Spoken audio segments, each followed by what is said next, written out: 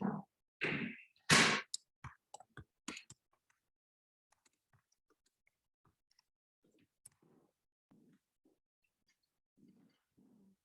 solicitor. Hey, Kelly. So I got the meeting going.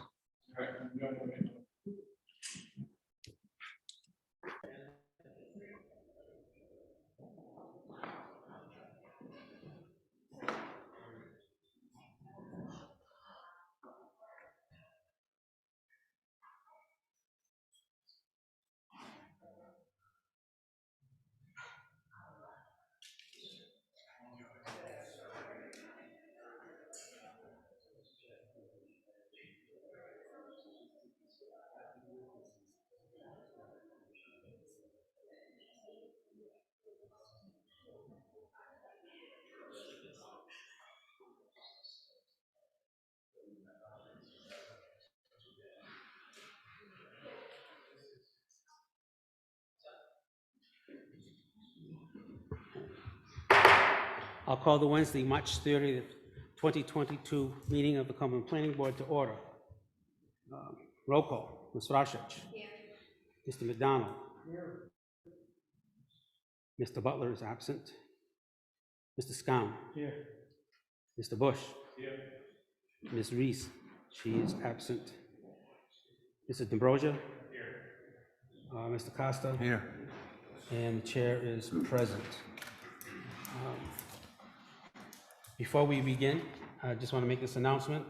This meeting is also being held virtually on the Zoom platform. If you have any interest in an item on the agenda, we will turn on your audio and promote you to a panelist as the item is called. If you would like to comment or ask a question, please raise your hand by clicking on the hand button or raising your hand, and you will be recognized by the chairman for public comment.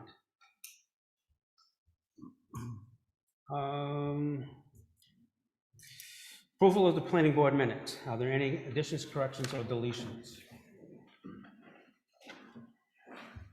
If there are none, do I have a motion? I'll make a motion that we approve the minutes as presented of the Wednesday, February 23rd, 2022 planning board meeting. I have a motion by Mr. Costa. Second. Second by Ms. Brashich. All in favor? Aye. Opposed? Ayes have it. Director's report, Mr. Stevens.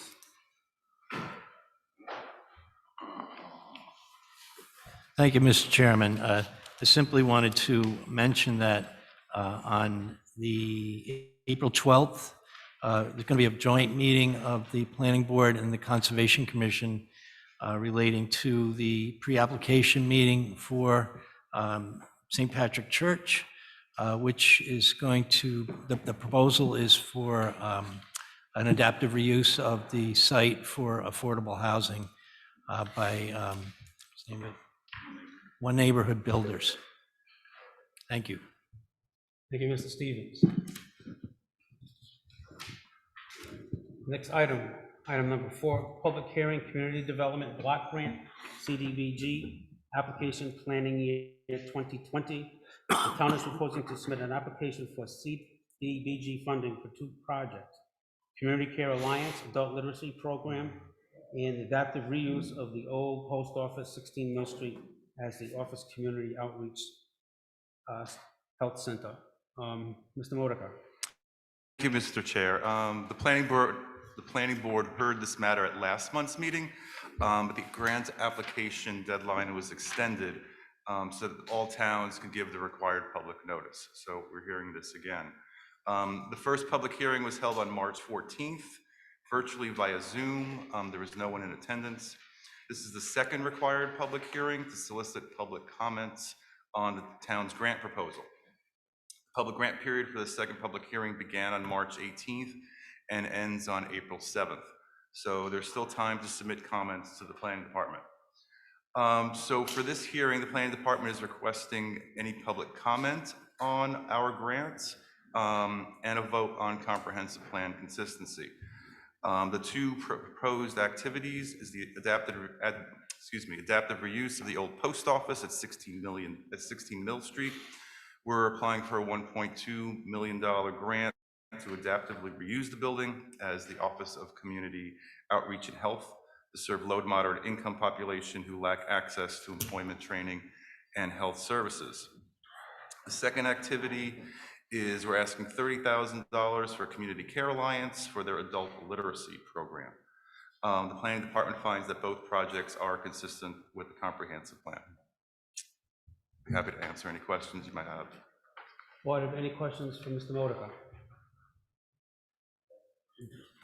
So we need to solicit, see if anyone That's, here yes, has any questions. yes. So I'll open the public hearing for the CDBG grant, if there's anyone in the audience or anyone.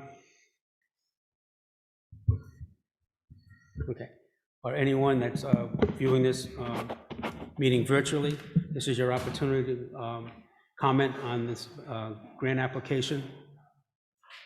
If there is anyone here, please come to the podium and give us your name and address for the record. Nobody online? And there are attendees, no one has their hand raised. Okay. Since there are no comments or questions at this point, I'm going to close the public hearing and restrict questions to the board. And if there are no questions, I'll entertain a motion.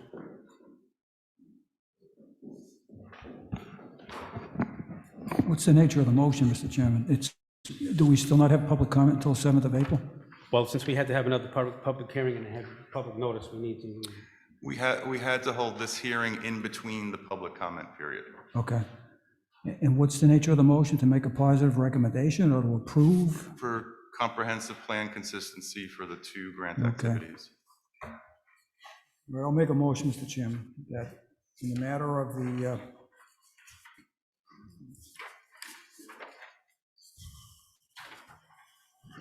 the community block grant application for planning year 2020, the two grants being the Care Alliance Adult Literacy Program and adaptive reuse of the old post office as the Office of Community Outreach and Health, that the two grants are consistent with the comprehensive plan. A motion by Mr. McDonald. Second. Second by Mr. Stone. Any discussion? Hearing none, all in favor? Aye. Opposed? Ayes have it. Thank you, Mr. Modica. Next item of business, zoning board of review recommendation, applicant Deborah Salant, owners Deborah Salant and Karen Schneck. Hope I pronounced that correctly. Location 10 Summit Road, assessors plat 65, lot 98, and 4 Summit Road, assessors plat 65, lot 247. Applicant requests relief from minimum lot area for an administrative subdivision. Mr. Modica. Thank you, Mr. Chair. The applicant, Deb Salent, has been promoted to a panelist. She lives at 10 Summit Road, and she's proposing an administrative subdivision to move her side lot line, which is shared with 4 Summit Road, which is owned by Karen Schenk, to shift that line further towards 4 Summit Road. The reason for this is that a number of years ago, the applicant at 10 Summit, Ms. Salent, installed a new driveway leading to a garage. It was recently determined that the riprap embankment to stabilize the driveway encroached on the neighbor's property at 4 Summit Road. So this administrative subdivision would place the entire embankment where it belongs at 10 Summit. So both properties are non-conforming lots of record established in 1936. The minimum lot size in this R1 zone is 80,000 square feet. 10 Summit Road is about 20,000 square feet, and 4 Summit Road is about 31,000 square feet. And I just want to point out that the table I included with the staff report mixed up the net change of the two lots. So actually, smaller lot, 10 Summit Road, will be gaining 1,854 square feet of land, and that lot will become less non-conforming. So ultimately, 4 Summit Road will be 29,584 square feet. Since minimum lot size is 80,000 square feet, the relief requested for 4 Summit Road is 50,416 square feet. So the planning department finds that the requested relief is consistent with the goals and purposes of the comprehensive plan. The proposed administrative subdivision will correct the situation by placing appurtenances on the correct property, and granting this relief will have no discernible effect on the neighborhood. So the planning department recommends forwarding a favorable recommendation to the zoning board of review to grant the requested relief. Does the board have any questions?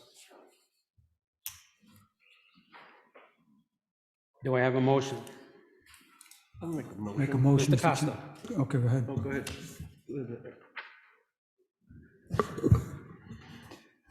I'll make a motion in the matter of 10 Summit Road, Assessors Plat 65, Lot 198, and 4 Summit Road, Assessors Plat 65, Lot 247, owners Deborah Salant and Karen Schenk, that the requested relief for the minimum lot area for administrative subdivision under the conditions of this particular application are consistent with the comprehensive plan, and that in the findings of fact, the memorandum to the board from Mr. DeModica be included in the motion. I have a motion by Mr. McDonald. Do I have a second? Second. Second by Mr. Bush. Any other discussion? Hearing none, all in favor? Aye. Opposed? Chair votes yes. Motion carries. The next item is item 6, zoning board of review recommendation, owner applicant Matt Moulton, location 250 William Street, assessors plat 10, lot 161. The applicant requests relief from side yard and rear yard setbacks and maximum lot coverage to construct a detached garage on the property. Mr. Modica. Thank you, Mr. Chair. This quarter-acre property has a circa 1964 one-story single-family ranch dwelling with attached one-bay garage, and it's located at the end of a dead-end street. Property is about 11,000 square feet, and minimum lot size in this zone is 25,000 square feet. The parcel is a non-conforming lot of record established in 1894. The land slopes up from William Street where it levels out in the vicinity of the house. The applicant is proposing to install a 28 by 28 foot prefabricated corrugated metal detached garage near the northwest corner of the property. A paved driveway will slope up from William Street and extend to the garage. The applicant is requesting 3 variances. The first is for side yard setback. Minimum side yard setback is 10 feet.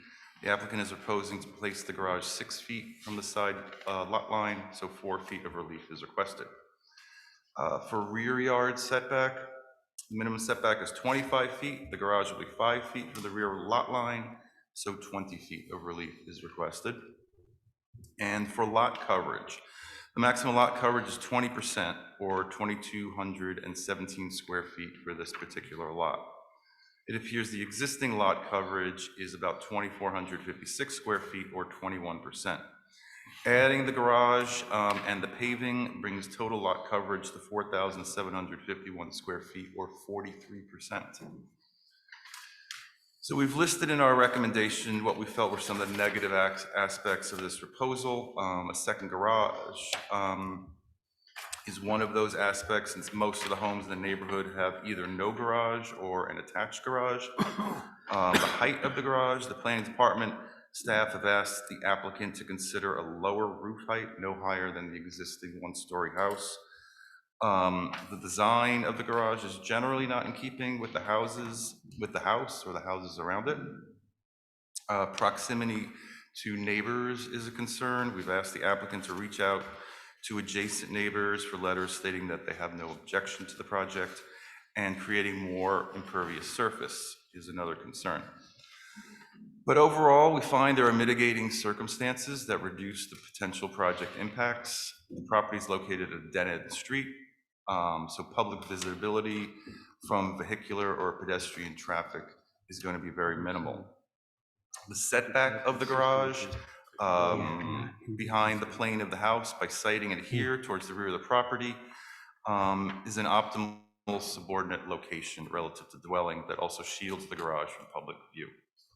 So the planning department finds the proposed project is not inconsistent with the goals and purposes of the comprehensive plan, and the Planning Department recommends the Planning Board forward a favorable recommendation to the Zoning Board of Review to approve the requested relief from side yard and rear yard setback requirements and minimum lot coverage, with the following condition: that the applicant consider reducing the height of the garage as needed so it is lower than the height of the house. Board have any questions for Mr. Modica? What was the reason for the additional height of the garage? He has a lot of stuff to store. You There's a bunch of trailers and sheds on the property Yeah, that once the garage is built, it's going to be moved. okay, thank you. And it appears as though what he's going to house in there besides equipment are a couple of full-size pickup trucks. Okay, and I saw the other vehicles, so, Yeah. okay, He has several cars. yeah, okay. Any other questions? Mr. D'Ambrosio? So this looks like it's going to create a second driveway, not in addition to the existing driveway. How does that work with having two curb cuts for the same house? That's not like a traditional U-shaped driveway. Is that something that we are typically in favor of?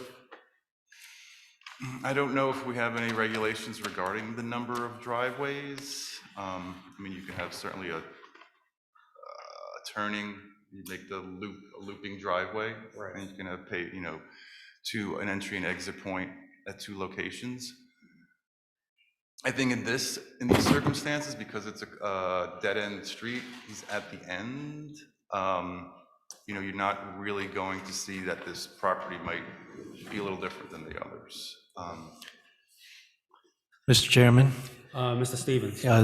the curb cuts per se would have to be approved by the Public Works Department. Well, that answers that question. The existing driveway, which does, by the way, does not show on the plan, and it should show on the plan, because it's an existing attached garage, which is one of the things I wanted to note. And that's a really good question. So something we probably want to include in our motion moving forward and our recommendation. Board have any other questions? Mr. Chairman? Mr. Bush? Yeah, we've granted a lot of proposals like this as far as side yard setback and rear yard. The problem I have with this is the commercial nature of the garage, with it being the corrugated steel and not something you typically see in a residential neighborhood, and the 16-foot height of the garage, which is certainly well beyond what a typical garage would be there. I went by there today. It is right against the rear fence. These lots are only 100 feet deep, so maybe you have 50 feet of rear yard, and you've got this garage which sits right near the back lot line. So I mean, I wouldn't want to approve it unless it were a typical residential style garage, typical height. And I also have a problem with the 40% land area coverage of impervious surface. I don't know if they could put in a gravel or crushed stone driveway which would drain, and as opposed to an asphalt driveway. I know those are all issues for the zoning board to take up, but I wouldn't be in favor of giving it a favorable approval because of these things. May I add, sorry, go ahead. Oh, sorry. I'd like to kind of second Mr. Bush's concern about the coverage. 43% of a small lot. Use the microphone, please. Sorry. 43% of a small lot is, a considerable amount of that lot. So, if we approve this, then it potentially opens up the door for more lots to be covered with more impermeable surfaces. So, at some point, I feel like there needs to be a maximum there for a reason, and we need to, consider the stormwater runoff. Now, I think Mr. Bush's idea of having a permeable driveway as an option would decrease that, the need, or the conflict of having too much stormwater. But with that much impermeable surface, it just doesn't seem like it's something that we should be approving and recommending. Any other comments? I certainly echo your concerns, because that's something that I noticed. I'm not sure, because it does appear that it's a commercial operation, but I think I'm not sure, but I think this type of an operation is allowed. Okay, because it's a single proprietor, I'm assuming it's a single proprietor kind of operation. But, Mr. Stevens?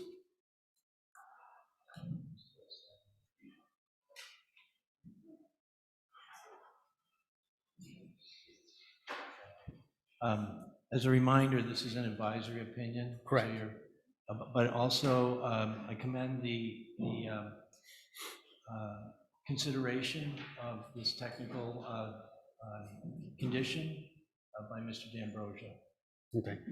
I think we can certainly, in our motion, recommend our concern and recommend that it be an impervious surface.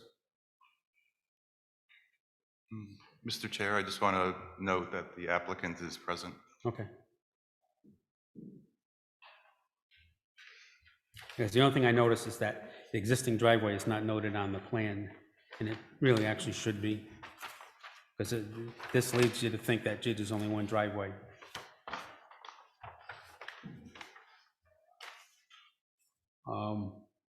Is the board interested in hearing from the applicant?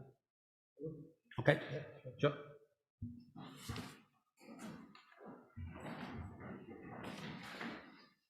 Good evening.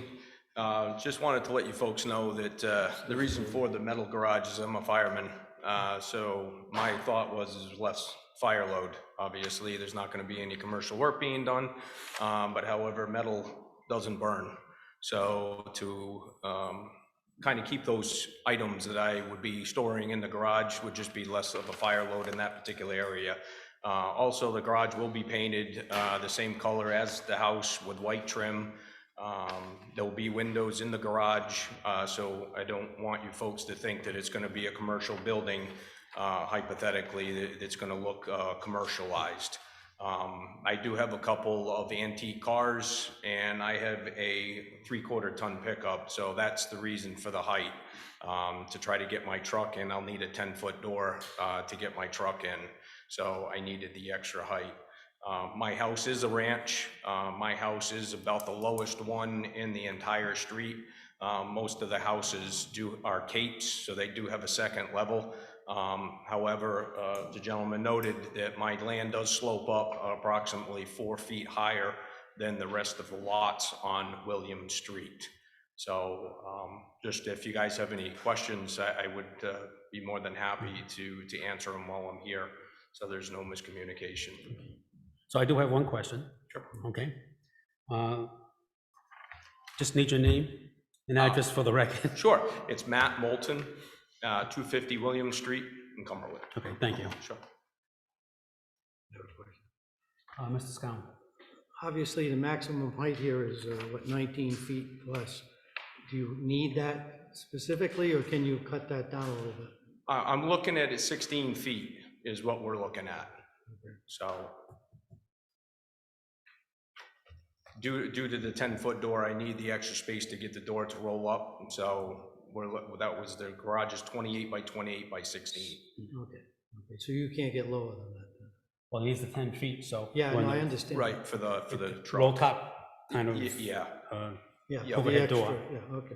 Really? I mean, 6 feet seems like a lot for a door, which I have to maybe have a plan of it or we can look at it, but. There is a copy in the Is there? handout, which is just a generic picture of what it would look like. But like I said, however, it would be painted the same color as the house and white trim so that it would match in with the existing house.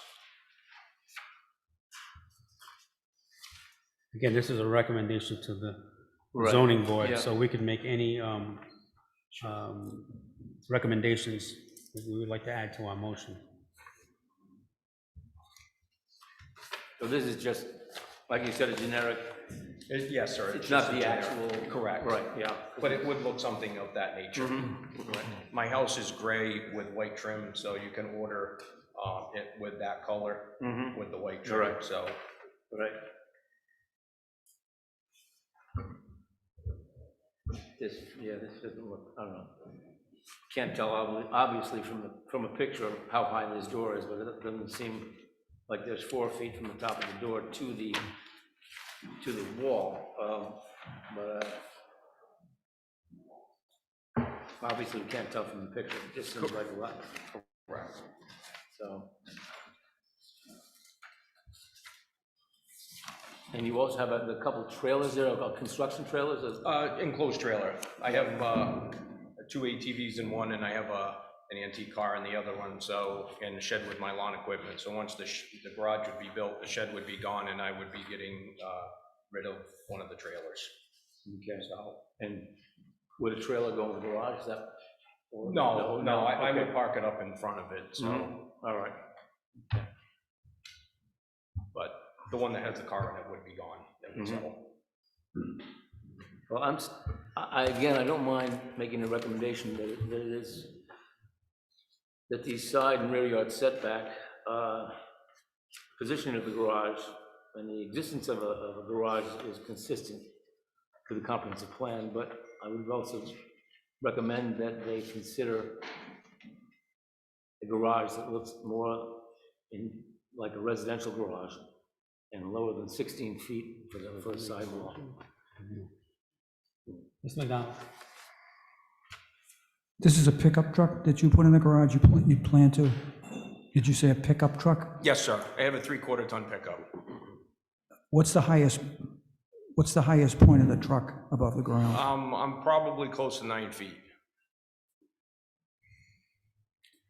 Okay, I had the same thought when I read this yesterday about that Mr. Bush articulated. 16 seems to be. That's 16 to the peak. So, correct. Is that right? I believe so, yes.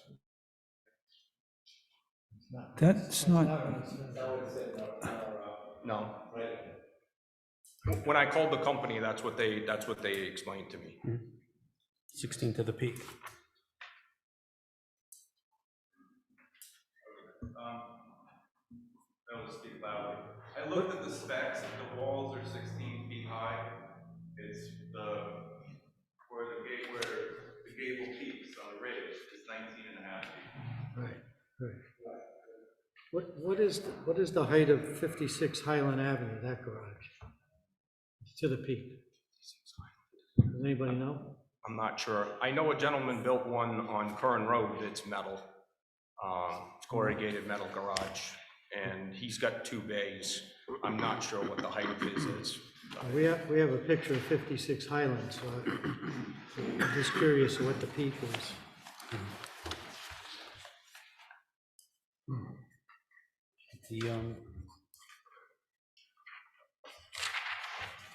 The picture. Yeah. Oh, I see, yeah. I would say the garage door has got to be an 8-foot door. So I would say to the height, you're probably, to the peak, you're probably at 16, I would think, It looks like almost another 8 feet. thereabouts. Yeah, that's pretty close. Yeah.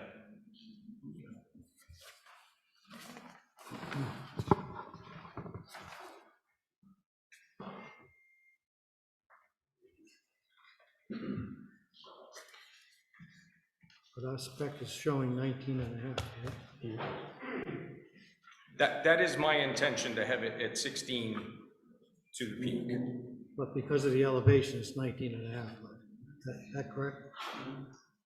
Possibly from the land's height, yes, but my intention is to have 16 to the peak.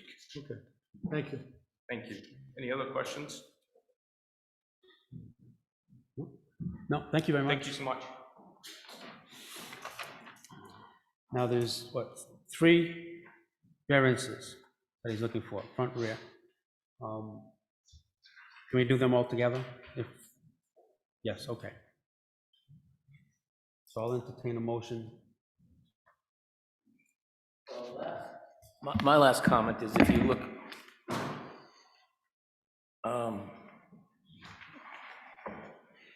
at the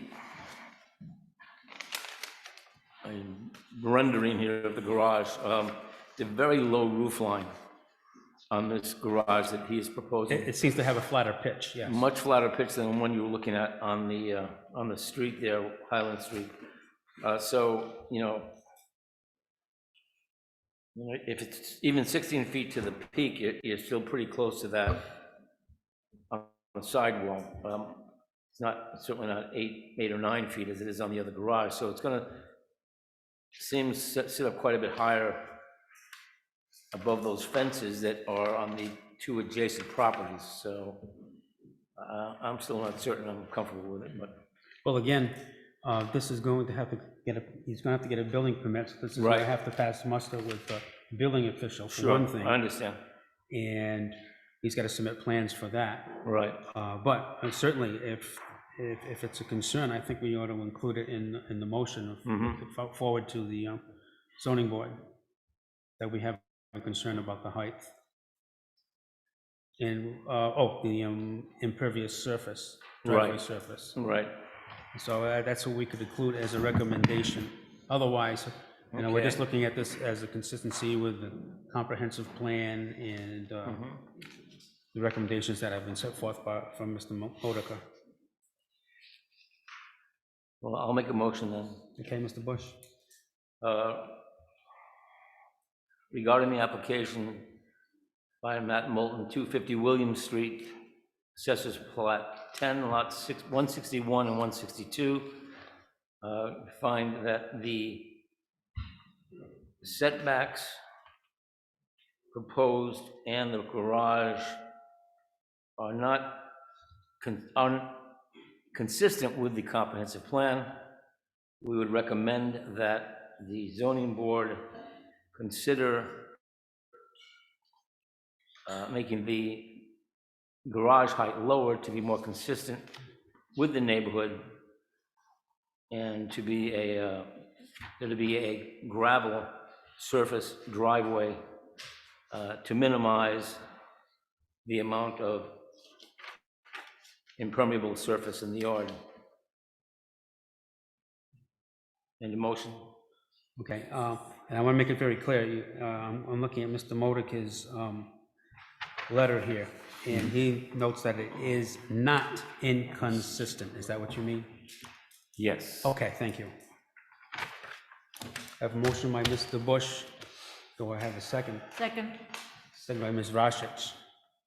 All in favor? Aye. Opposed? The ayes carry. I wanted something added to the motion. What's that? You're gonna make it difficult, huh? Yeah. Yeah. I'd like the memo from Mr. Modica dated March 23rd, 2022 included in the motion. Yes, So moved. I agree. So moved. So moved. Okay. All in favor? Aye. Opposed? Ayes have it. Thank you, Mr. Costa. Welcome. Is that a no? An aye. Motion carries. Okay. Before we begin with the next item of business,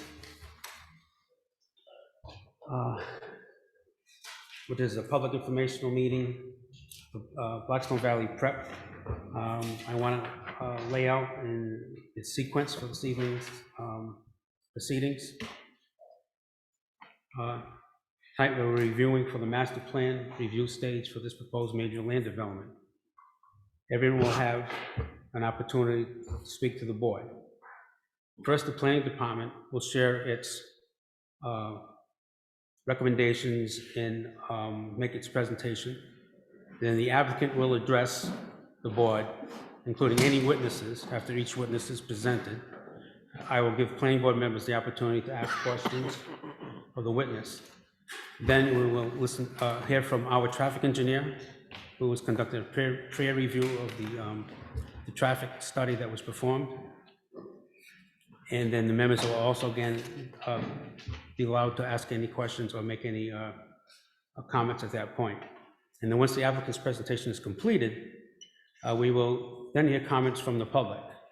And all witnesses should provide their name and their address for the record, Okay, and any questions about the proposal or regarding previous testimony must be directed to the planning chair, that's me, and the planning board, okay? And there shouldn't be any direct dialogue between the commentator and the applicant's representatives. We will invite members of the public who are in first person, and then anyone appearing remotely.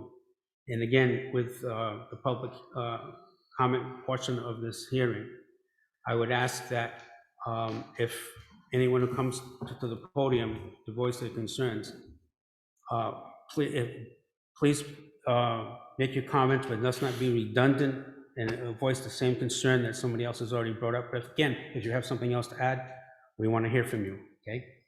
And then the attorney for the applicant will then have the opportunity to address the board and make any final comments.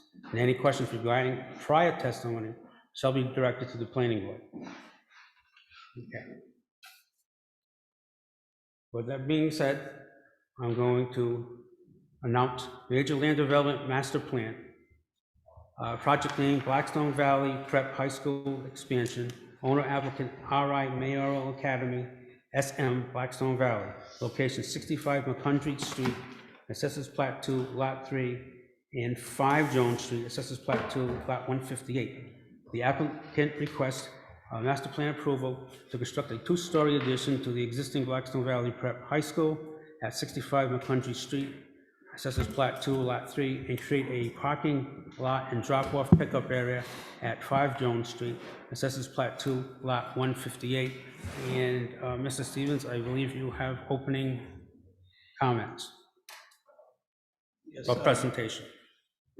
Mr. Modico will make the presentation on behalf of the department. Thank you, Mr. Chair. I'm just going to see if I can share my screen.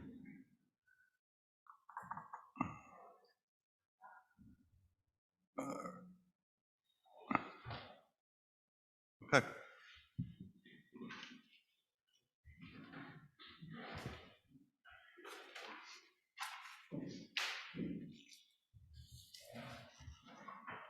Oh, I want to note for the record that in addition to people who are present in the chambers, there are also 12 people who are attendees on Zoom. So we'll jump right into it. This is the project site. The school, it doesn't work too well. School is the white building. On the left is the McCondry Street parking lot and the soccer field. The area highlighted in yellow is the 0.86 acre lot that the school recently purchased, and that's where they would like to build a proposed parking lot and have morning drop-off and afternoon pickup. The lot on the corner, outlined in green, the shape is a little funny. I didn't have time to fix that, but the school also acquired that property, but it is not part of this project. So the 13,770 square foot addition is going to be proposed on the south side of the building. Here's a plan. It's along Jones Street, the rectangular building, and that shows the outline of the parking lot that's being proposed. So the main issue with this project, as everyone has been aware of and has acknowledged, the applicant and their project team, is traffic and handling the morning drop-off and afternoon pickup. So at the technical review committee meeting in November, we asked for a traffic study, which a town can require at master plan to assess neighborhood impacts. And because traffic is already an issue on Broad Street and surrounding streets, and this project had the potential to worsen the situation, BVP agreed that the traffic study would be peer-reviewed by an independent traffic engineering firm. I want to talk a bit about enrollment. A lot of the traffic study is based on a beginning and an end point. There's current traffic and projected traffic, which is based on current enrollment and projected enrollment. And these enrollment numbers have been a bit elusive. The traffic study assumes that there's currently 400 students and it will end at 550. BVP has stated that there are only 360 students at the high school. and BVP is reported to ride that by 2027, there will be 562 students. But could we go up even higher? We've already increased from the approved 330 students 5 years ago to what is now about 400, which is a 20% increase. Another 20% increase over that, over an approved 550 students, and now we're at 660. BVP has stated that the current school has a capacity of over 700 students. So what's the potential capacity with the addition? What really is the possible enrollment here? BVP's charter caps enrollment at all its schools at 2,360 students, but there's no cap specific for the high school. So even now, it's possible to have over 600 students at the high school and still remain under the cap. And keep in mind, charters can always be amended, so there's no guarantee that the enrollment number will remain fixed. So when an applicant keeps moving the goalposts on enrollment, it's possible the traffic study may not accurately reflect future conditions. Now, I'm not a traffic engineer, but I think I'm pretty good at math and counting people and counting cars. And I've been out to the high school more than a dozen times since November. I've counted students leaving buses, counted students leaving from parent-driven vehicles, from student-driven cars.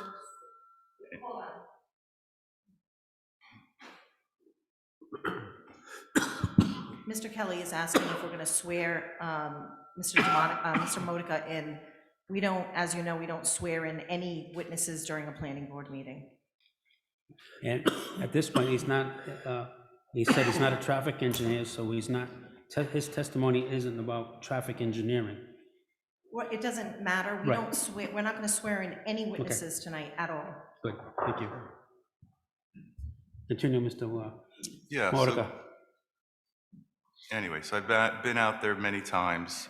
I've observed pickup and drop off and counting cars waiting at dismissal. And some of my observations are different from what's stated in the traffic study. So one example is buses. There are 5 buses that serve the school. The traffic study counted or estimated 170 students take the bus. And I was just out there on Monday and counted 81 students getting off 5 buses. So that's a difference of 90 students, and that's a lot. The traffic study says there's an average of 34 students per bus. The most students I've seen getting off the bus is 22. I've seen as few as 5. So potentially overestimating bus ridership, it's possible there could be dozens of vehicles that have been unaccounted for in the study. And these extra vehicles are going to be clogging Broad Street and backing up traffic on Maple and Jones Street. But the future is hard to predict. And I've watched hours of recordings of meetings on the BVP schools, the town council meeting in 2013 for ES2, the master and preliminary plan meetings before the planning board in 2016. And at each of these meetings, a different traffic engineer has stepped up to this podium, and they pointed to a traffic diagram projected on that wall, and they've said, this is how we think traffic flow is going to be. This is where the cars will turn, and this is where drop-off and pickup will occur. The reality turned out to be much different than what's been presented. Excuse me, I'm sorry, but I'm gonna have to object to this. This isn't a presentation of a staff report. It's a presentation of his factual observations, number one. Number two, he now is acting as a traffic engineer, telling you that the traffic reports are no good, that they're gonna back up on Broad Street and everything else. This is not a planning report recommendation. It's a statement against the project. That's not proper for this type of staff report presentation. Ms. Salvatore? Well, I mean, I've read the recommendation. I think it's entirely appropriate. The planning department obviously has the duty and the authority to present to you. So I mean, I just disagree. I don't see. Mr. Modica has told you he's not a traffic expert, but as you know, anybody that has observations about what's going on out there can testify, including neighbors, so. Thank you, Ms. Salvatore. Mr. Modica, you may continue. Keep going. So what's on the screen right now is what was presented before the town council in 2013 before construction of ES2. It's hard to see, and my pointer doesn't work, but all the yellow lines show cars entering the school site from Broad Street and coming into the school through the driveway. And I wasn't around at the time, and I'm only speculating that this driveway couldn't handle all the traffic coming from Broad Street. So now it looks something like this. You have cars wrapping around all the side streets and spilling into Broad Street. The traffic direction has been reversed. So now everyone enters the school site from Chase Street and they're leaving from Broad Street. Excuse me, Mr. Modica, is that the town hall parking lot right there? That's the Lusitana parking lot, right across the street. Yes, thank you. So the photo's taken from Town Hall window. Mhm. Moving on to the high school, this was the plan presented to the planning board in 2016. There was supposed to be this flow around the block. If you follow the arrows on the bottom, Jones Street, up McCondry Street, there's going to be drop off on the side of McCondry Street, and then make the right on the top there at Maple Street. And then on the left, in the McCondry Street lot, there was an alternate drop-off pickup site here. But that reality is also different from what was presented. This is a drop-off pickup diagram that shows current unstructured operations, with the red areas showing current areas of parent pickup and drop-off. Cars dart around on all side streets to find any clear space to drop off and pick up. It occurs in front of stop signs, in the middle of crosswalks, and the buses can't fit into the pull-out area on McCondry Street. So it appears to me that the situation is a bit out of control. So in 2016, the planning board approved BVP High School with certain conditions. This is the final plan that was recorded in the land evidence records. At the bottom are the conditions of approval. The first was on-site student parking for 26 cars. This may or may not have been met, depends if you count students parking in the Cadillac lot, which is off-site at the end of McCondry Street. The enforceable permit system for students, we have not been provided any information by BVP if this was ever implemented. The staggered arrival and dismissal times, which required police department review, we know this has not been done. And then in terms of major events and not parking on Jones Street, I haven't witnessed it myself, but I've heard anecdotally from neighbors that during soccer games, people are parking on both sides of Jones Street, which is not allowed. There's a town council ordinance that prohibits parking on Jones, and there are signs stating no parking, no stopping, and no standing. So these conditions have not been met, and they didn't have to be met because there's no way to enforce them. A charter school is a public school, so there are no liens or other penalties the town can impose if the conditions are not met. It works solely on the honor system. So I'll talk real quick about our review of the master plan. The planning department certified the master plan incomplete 3 times. The first time was in November because there was no traffic study. The next 2 times because the information we asked for wasn't provided. Traffic study is more than 200 pages of counting cars and predicting cars, but we felt it didn't count the right cars. We wanted to know how many vehicles, how many cars are out there, especially at pickup, to know how many could fit in this parking lot. You know, what is the queuing capacity? We'll get to that in a sec. So we thought this was a very fundamental question to ask, to understand this information and how it was used to inform the design of the parking lot and how that lot would function at arrival and dismissal. The answer received was that the number of queuing vehicles was unknowable, that the data does not exist. But this isn't a hypothetical situation. This is an existing high school where you can actually go out and count real cars that are waiting. So I was out there 3 times in November, and I counted between 40 and 45 cars waiting to pick up students prior to dismissal at 2:40 p.m.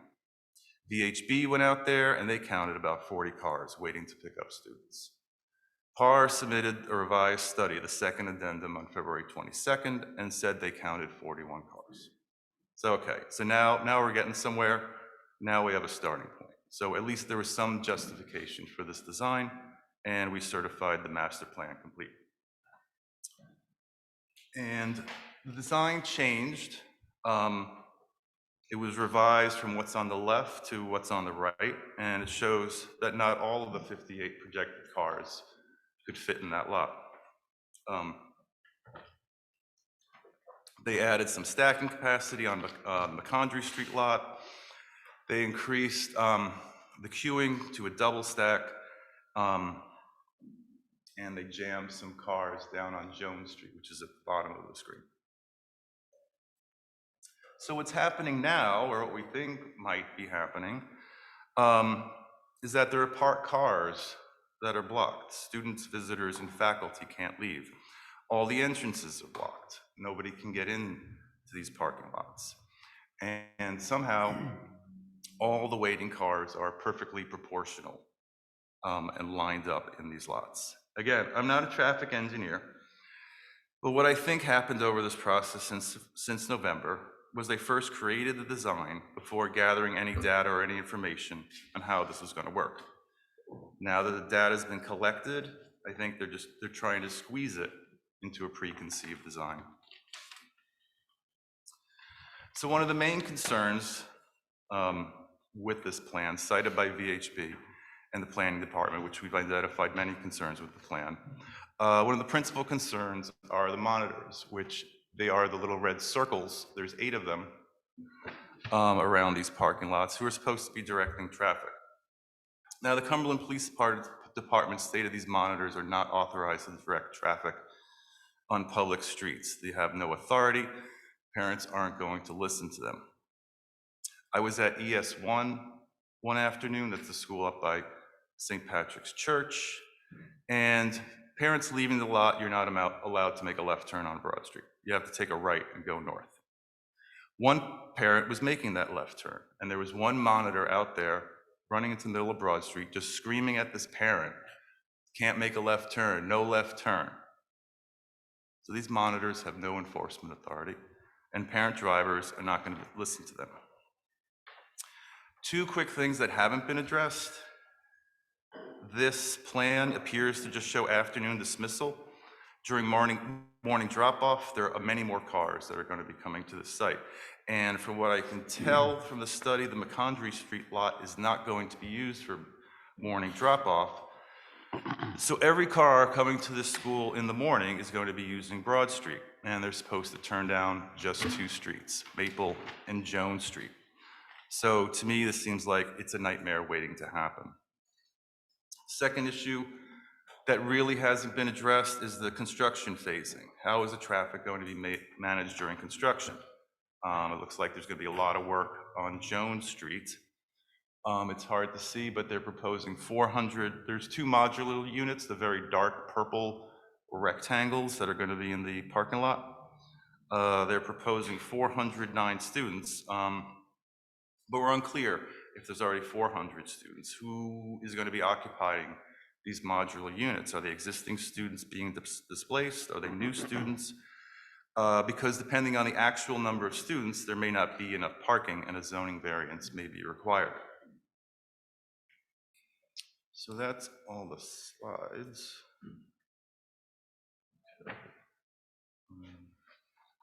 Okay. So we know all schools generate traffic. They create intense traffic at certain periods of the day. There's no way around it. That's what every community grapples with. And obviously, it's not just BVP or the high school that's the sole contributor to Broad Street's woes. We've got 4 schools within a half mile of each other.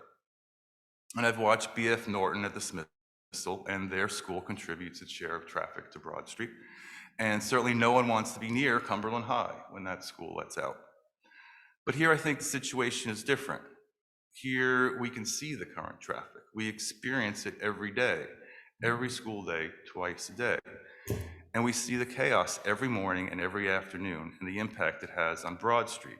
And we feel that it's only going to get worse. And there's no question the high school is an asset in town. It provides a great education for underrepresented kids from all backgrounds. The town supports their mission, which is to provide every scholar for success in college and the world beyond. And our comprehensive plan certainly advocates for providing underserved students with a great education. They've said many times over the years how they want to be a good neighbor, but this plan doesn't appear to be very neighborly. We want to see them be able to contain their operations so it doesn't affect the neighbors, the businesses, the pedestrians, other drivers who want to patronize businesses but can't or won't because of the traffic. Expanding the high school with no means to control or mitigate traffic will only exacerbate traffic impacts in the neighborhood every day, twice a day during intense periods that can only get more intense. But overall, our comprehensive plan is about creating a healthy community. And channeling even more cars and more traffic down Broad Street is not healthy for the community. It clogs the principal artery through this section of town, and that's not good for businesses, it's not good for the community, and it's not good for the built environment. Because the town wants to improve the public realm. Our streets are our public spaces for public interaction, and we want to ensure public safety for all modes of transportation. And many of the goals in the comprehensive plan speak to bring vibrancy back to our historic mill villages, including Valley Falls, by improving its livability, its walkability, to create a thriving mixed-use thoroughfare on Broad Street. And right now, the town has a lot of irons in the fire to make that happen, to make Valley Falls and Broad Street a safe and attractive destination for residents, businesses, and visitors. And these initiatives are being used to implement goals of the comprehensive plan. Broad Street Regeneration Project is going to finish up this year. We have a $100,000 grant to bring on a consultant to help us create some economic vitality down here. There's a streetscape beautification project with a $250,000 grant in the works to plant 250 trees in Valley Falls and Lonsdale.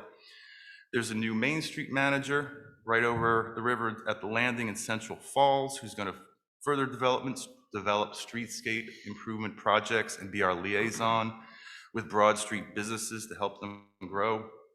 We're cleaning up Heritage Park, and as the planning board heard earlier, we're applying for a $1.2 million grant to adaptively reuse the old post office.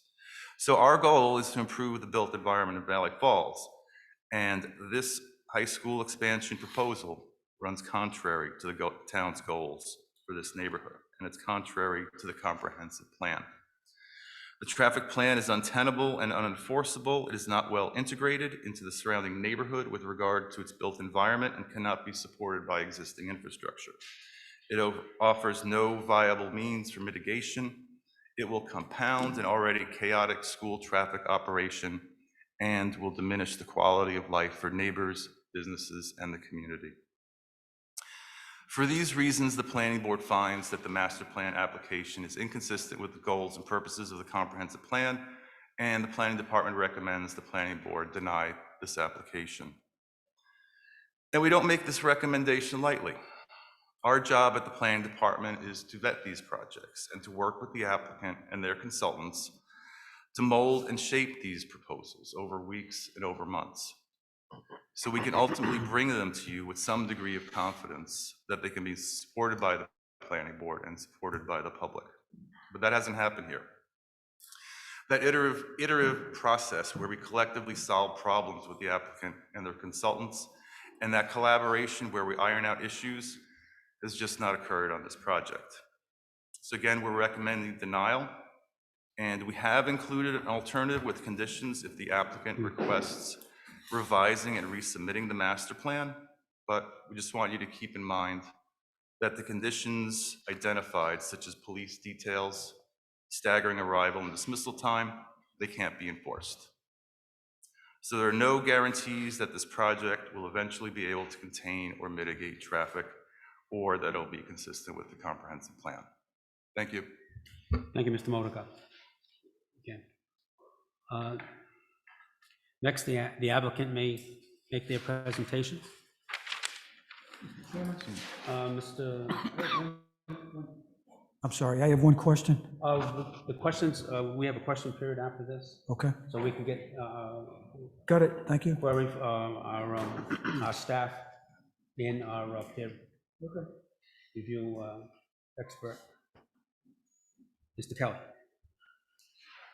Mr. Chairman, just as a point of information, we received, and you've got put on your desk, a Cumberland Fire Department memo, which I would just say is specific to the building, that the Cumberland Fire Department is deemed that it's consistent with National Fire Protection Association standards, but also we reached out to the fire chief in regard to the overall recommendation of the planning department, and as it relates to the police department's concerns about traffic. And the chief said that the Cumberland Fire Department is in agreement with the planning department's recommendations. Thank you, Mr. Stevens. Mr. Kelly. Good evening, members of the board. Nice to see you again in person. Before I start my presentation, I would like to just address a few comments that were made by Mr. Modica, and then I'll get to my presentation. I did forward a letter yesterday indicating that as a result of us not getting this staff report, 40-page staff report, I've never seen one so long, until Friday, we haven't had an opportunity, obviously, to respond to all those items, nor to respond to some of the traffic issues. The traffic issues have dragged on and dragged on. As you know, the applicant's paying for both its own traffic engineer and also the peer review. But the traffic engineer been prohibited from talking to VHB in regard to the traffic, which is extremely unusual in my experience. And I think that a lot of these things could have been worked out had they been able to sit down. If VHB had some ideas or whatever, they could be incorporated and addressed, but that hasn't been the case.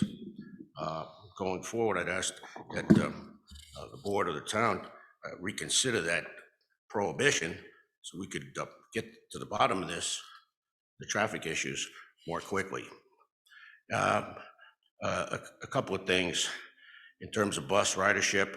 It's obviously down because of COVID. It was quite a bit higher prior to COVID, and obviously expect that is going to go up when this COVID situation resides. As I said when I stood up, and I apologize for objecting, but the presentation by Mr. Modica was more of a statement against the project than it was a staff report. A lot of the staff report and Mr. Modica's presentation focused on the number of students,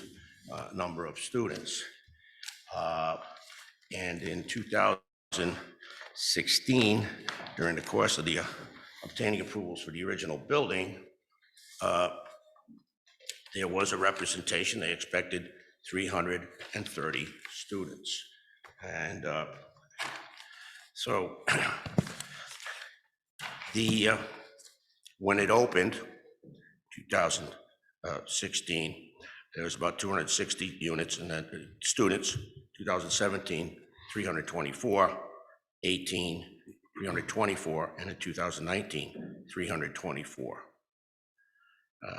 In the year 2020, it was projected 379 students, and in 2021, it was projected at 434 students. We're seeing that out.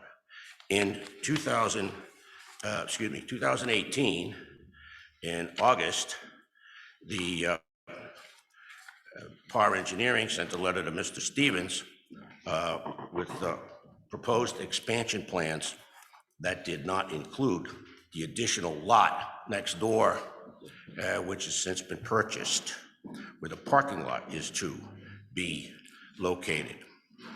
And they actually presented a plan.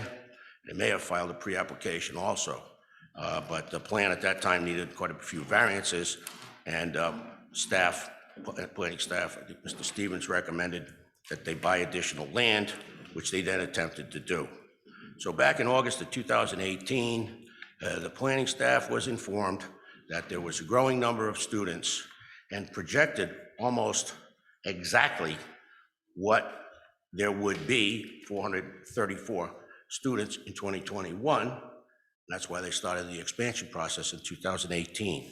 So in fact, representatives of the Mayoral Academy were called liars at one of the meetings with the town because they had indicated 330 at the time, and they were correct. And the town's been on notice, planning staff, for almost 3 years, that there was an increasing enrollment and a necessity for this expansion. And so finally, we were able to purchase that property next door after quite a bit of a delay. And as soon as that, in January 2021, the town, we informed the town that we were purchasing another piece of property, and that we were going to seek to expand. And the plan was later put together. The additional land wasn't closed on until September of 2021 due to some delays with the estate of Mr. Almeida. And finally, it was purchased. And in October, there was a TRC meeting, and then November, a pre-application meeting. If you've been down to the area, you'll see that this proposed location of the parking lot is a mess, just a complete mess. Falling down fence, littered with trash. There were junk cars on it. When it was bought, they were all removed. And we were waiting for a demolition permit to knock down the dilapidated buildings there. And it cleaned it up to some extent. At the, that's where the parking lot would be located. And it would be landscaped, of course. I'm sure you've seen the plans, but we will be putting plans up shortly. The surrounding area is a mishmash. There's a few houses on Maple and Jones, but the area around the school is junk yards, salvage yards, mishmash of buildings, office trailers, etc. This would definitely be an improvement to the area. Now, I had forwarded a letter indicating that we were not able to address, obviously, some of the traffic issues and some of the other site issues that were raised in the staff report, which we received Friday. So tonight, what I'd like to do is present Josh Falk, who's the principal, to testify and present how operations are working now. Vast discrepancy between his view of how things are operating now, and he's there every day, and he's outside every day checking dismissals, parking, and arrivals. And then I'd like to present Mr. Potter, the site engineer, who will describe the site, improve drainage, etc. And then continue the meeting to allow us to address some of the issues that were brought up in the staff report. I can tell you that the applicant has no problem with a binding a condition or agreement with the town that the enrollment will not exceed 550. They said they were, in fact, informed of this. That was going up in 2018. and we began the process. The will substantially increase the parking. There is parking management plan, and in regard to the crossing guards, a little puzzled by Mr. Monica's statement that what the police allegedly told him, because back in 2016-17, Chief Demaray trained some of the existing employees, sent them a packet of crossing guard information, etc. And the other thing is, I see crossing guards all the time at the Cumberland school, so I wonder how they do that if it's not authorized. I would suggest that's not the case. Anyway, once you have questions of me, I'd like to have Mr.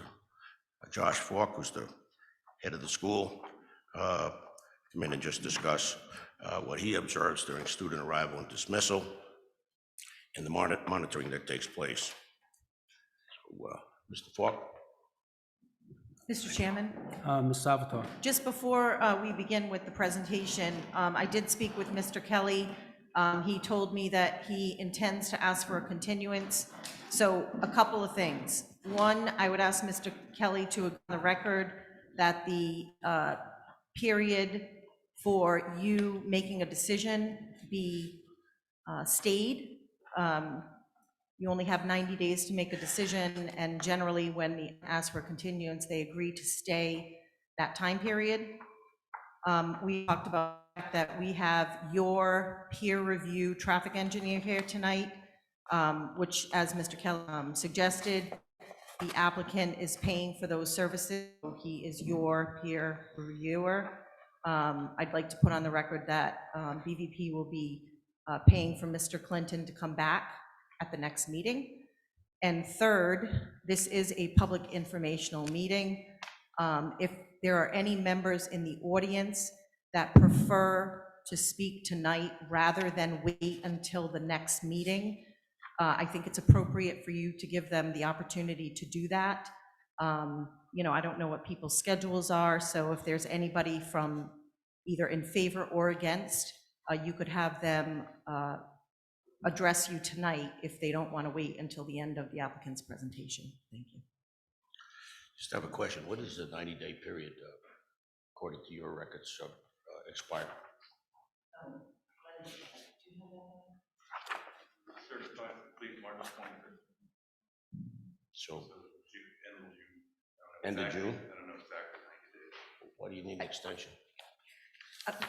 That's a matter, of course, that we always do when the applicant is asking for an extension. The applicant always agrees to a continuance.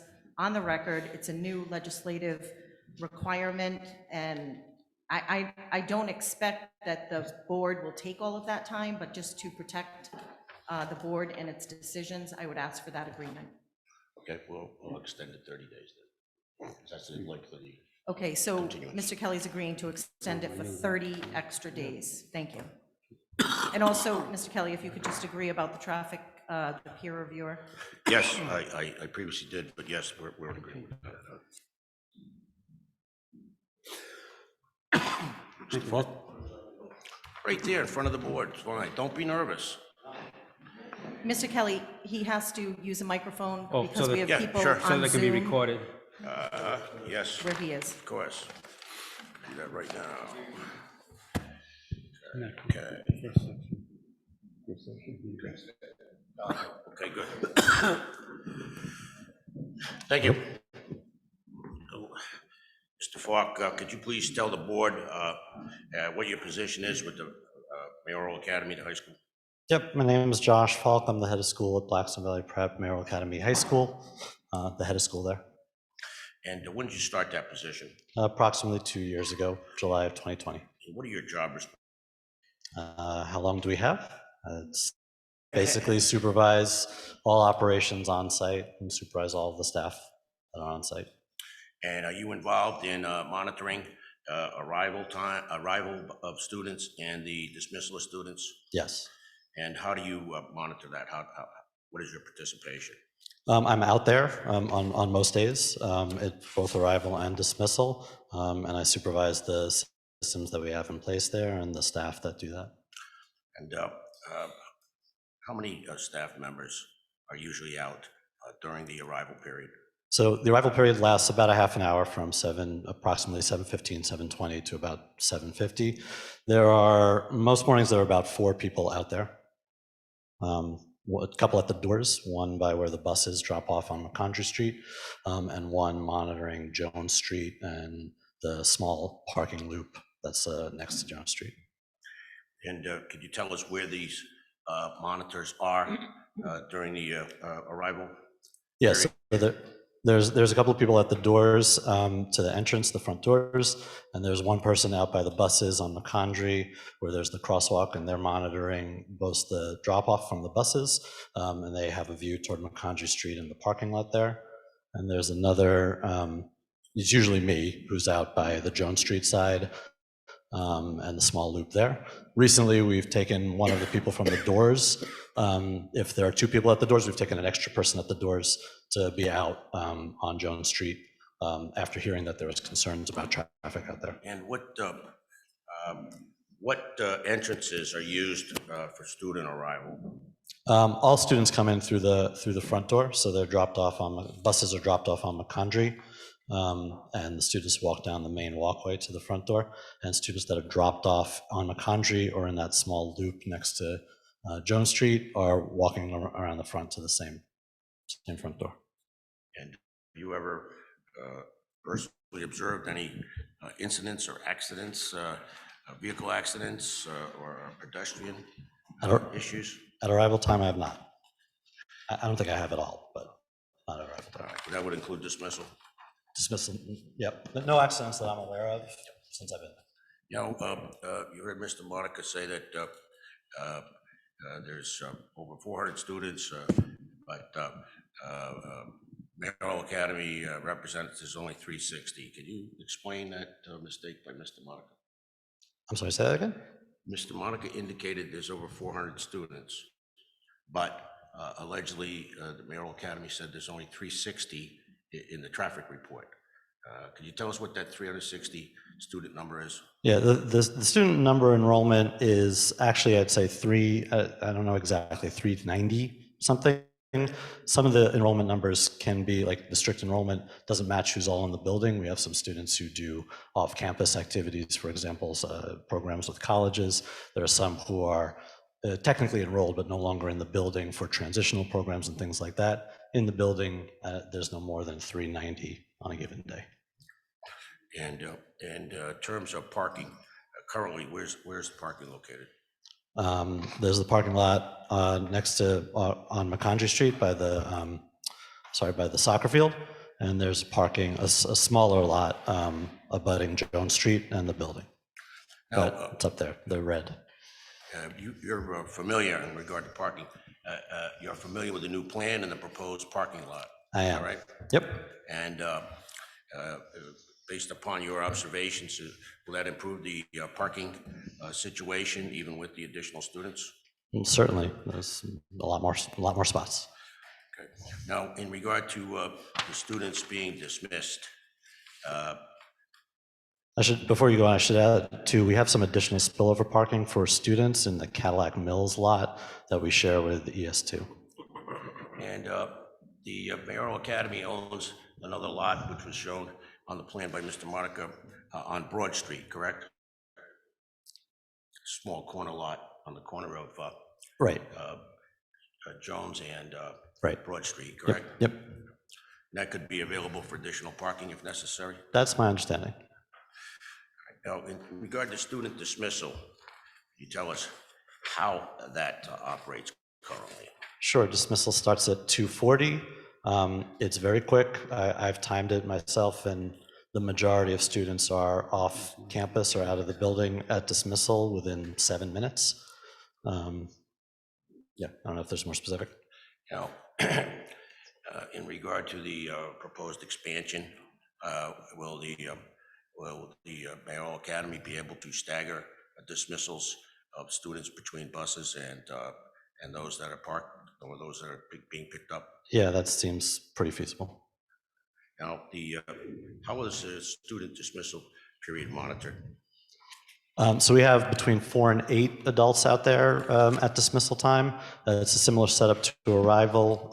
We have somebody at the door, at least one person over by where the buses are waiting to take students on Macondry Street. And again, a couple of people on Jones Street are monitoring that side loop, parking lot loop. And then there are usually between 2 and 3 more people sort of interspersed with the students among that front lawn area. Now, are students or staff permitted to park on Maple Street? No. How is that enforced? Well, we communicate it to all students and to families and to staff. We have surveillance cameras that we can spot check. That's not an area that we, monitor 24/7, but we can check that. And I've spot checked our surveillance video from a few random days. I've seen no more than 3 or so cars parked there. None of them appear to be members of the BVP community. They seem to be related to the businesses nearby. I also took it upon myself to visit some of the local businesses when it was brought to my attention that there might be a problem with students or families parking there. A couple of businesses on Macondry that I visited said that they have not witnessed that at all, and they've had no problem with that. Now, in regard to parking on Jones Street, is parking allowed on Jones Street No, by students or faculty? no. And what about Macondry in front of the building? In the parking lot, of course, but no. I think sometimes they drop off. If a family visits, they'll park temporarily in the bus indentation area, but parking is not allowed for the day. Very good. And some of the monitors have been trained by the police department for being a crossing guard? Since I've been there, I haven't had that communication, but they may have been beforehand. Mr. DiMatteo was, and some others were trained, Yep. correct? Okay. And I should also mention, it's brought to my attention that some have alleged that there's parking on Winter Street as well, which is something that we've paid attention to. And again, I've taken photos throughout December and January when it was brought to my attention that students might be parking there. I never observed any students or families parking there for the day. We held an open house sort of information session when we were contemplating this proposal and invited neighbors. A couple of neighbors showed up. One of them also alleged that students had been parking on Winter Street. I gave that neighbor my contact information and encouraged her to reach out if that ever happens. No one's ever contacted me about anything like that, parking on Maple, Jones, or Winter Street. And I should also add that my office in the building has a direct view of the intersection of Jones and Winter. So again, when it was brought to my attention that this might be happening, I've just kept an eye anytime I'm in my office, particularly in the morning when there are late arrivals, just to see if there are any students walking from Winter Street that might have been parking there. And just anecdotally from the day-to-day, as I look out the window, I've just not observed that at all. And no one's brought that to my attention specifically. you mentioned that there were 2 neighbors at the meeting. Yep. It's a neighborhood meeting to explain the expansion. Yep. And what did the other neighbor have to say? The other neighbor lived I believe he lived on the corner of Maple and Broad, so he was a little bit further away from our campus. He had mentioned some things about occasional trash that he said was in his lawn. Never really, again, I walked by there a few times afterwards.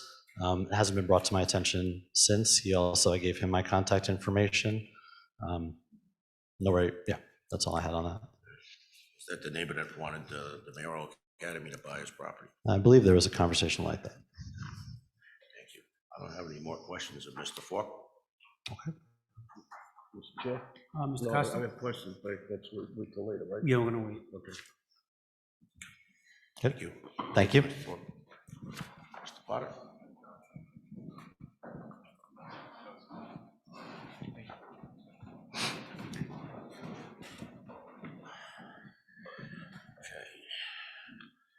Mr. Potter, would you please tell the board what your educational background is and degrees that you hold? Yes, my name is David Potter. I'm a Vice President of Park Corporation.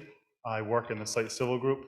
I attended Northeastern University and achieved a Bachelor's of Science in 2002 in civil engineering, and then a Master's of Science from Worcester Polytech in 2007 for civil engineering and construction management.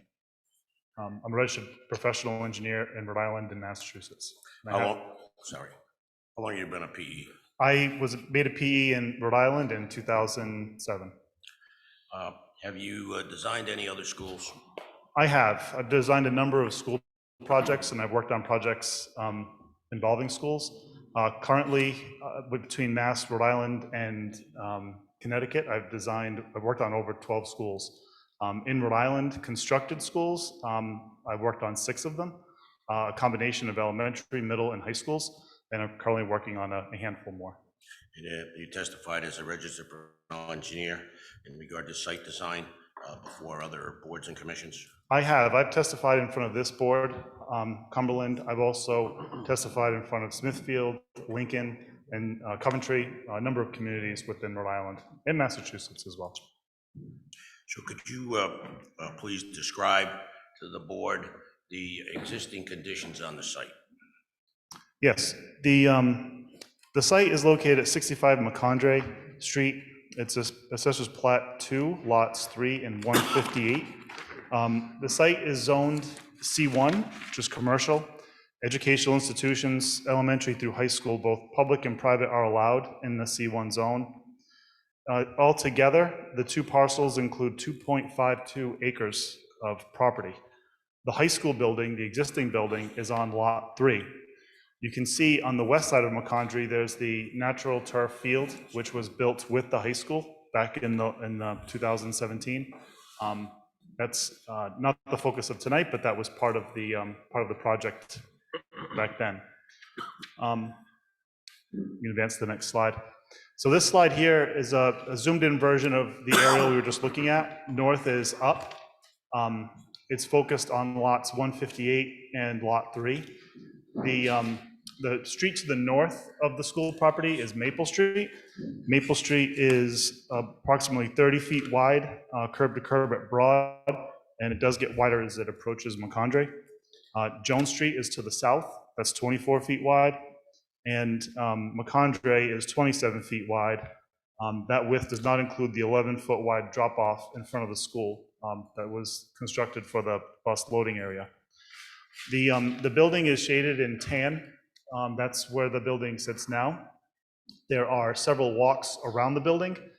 They were constructed, the majority of porous concrete. The main entrance of the building is marked with a circle. That's on the west side of the building. There's a much wider walk that extends from the main entrance out to Macondray and the bus loop. There's also a crosswalk to lead across the street to the adjacent lot and the natural turf athletic field. There are also walks from that main entrance heading south towards Jones and also towards the 7-space porous pavement parking lot. That 7-space parking lot includes 2 ADA spaces. There is also a dumpster in that lot, and adjacent to the dumpster is the existing transformer. There are also sidewalks along the north side of the building adjacent to Maple. And what about the existing drainage on the site?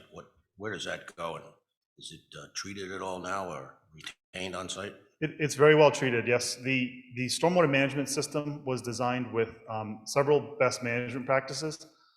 When the facility was built, there was a porous pavement surfaces throughout the site. So I mentioned the porous pavement surfaces on this site, the walks and the pavement system. That's a system that includes typical pavement with up to 2 feet of crushed stone underneath it to act as a reservoir and allow runoff that hits the pavement to flow through the pavement and to be stored in that reservoir as it infiltrates into the underlying soils. That's the proposed drainage. That's the existing drainage. Existing drainage. Yes, sir. For the existing building. the existing building. That's the 7-space parking lot that you're viewing, and also the concrete and asphalt walks as well. The same system was used across the street and incorporated. There's also an underground infiltration system to the west of the building, south of that large walk that goes out to Macondre. The underground infiltration system takes roof drains from the roof and places that water underground as well. So the result in the 2016 design was a very large reduction in the amount of runoff leaving this property.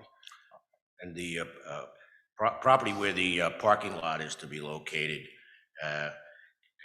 that's going to be the parking lot, correct?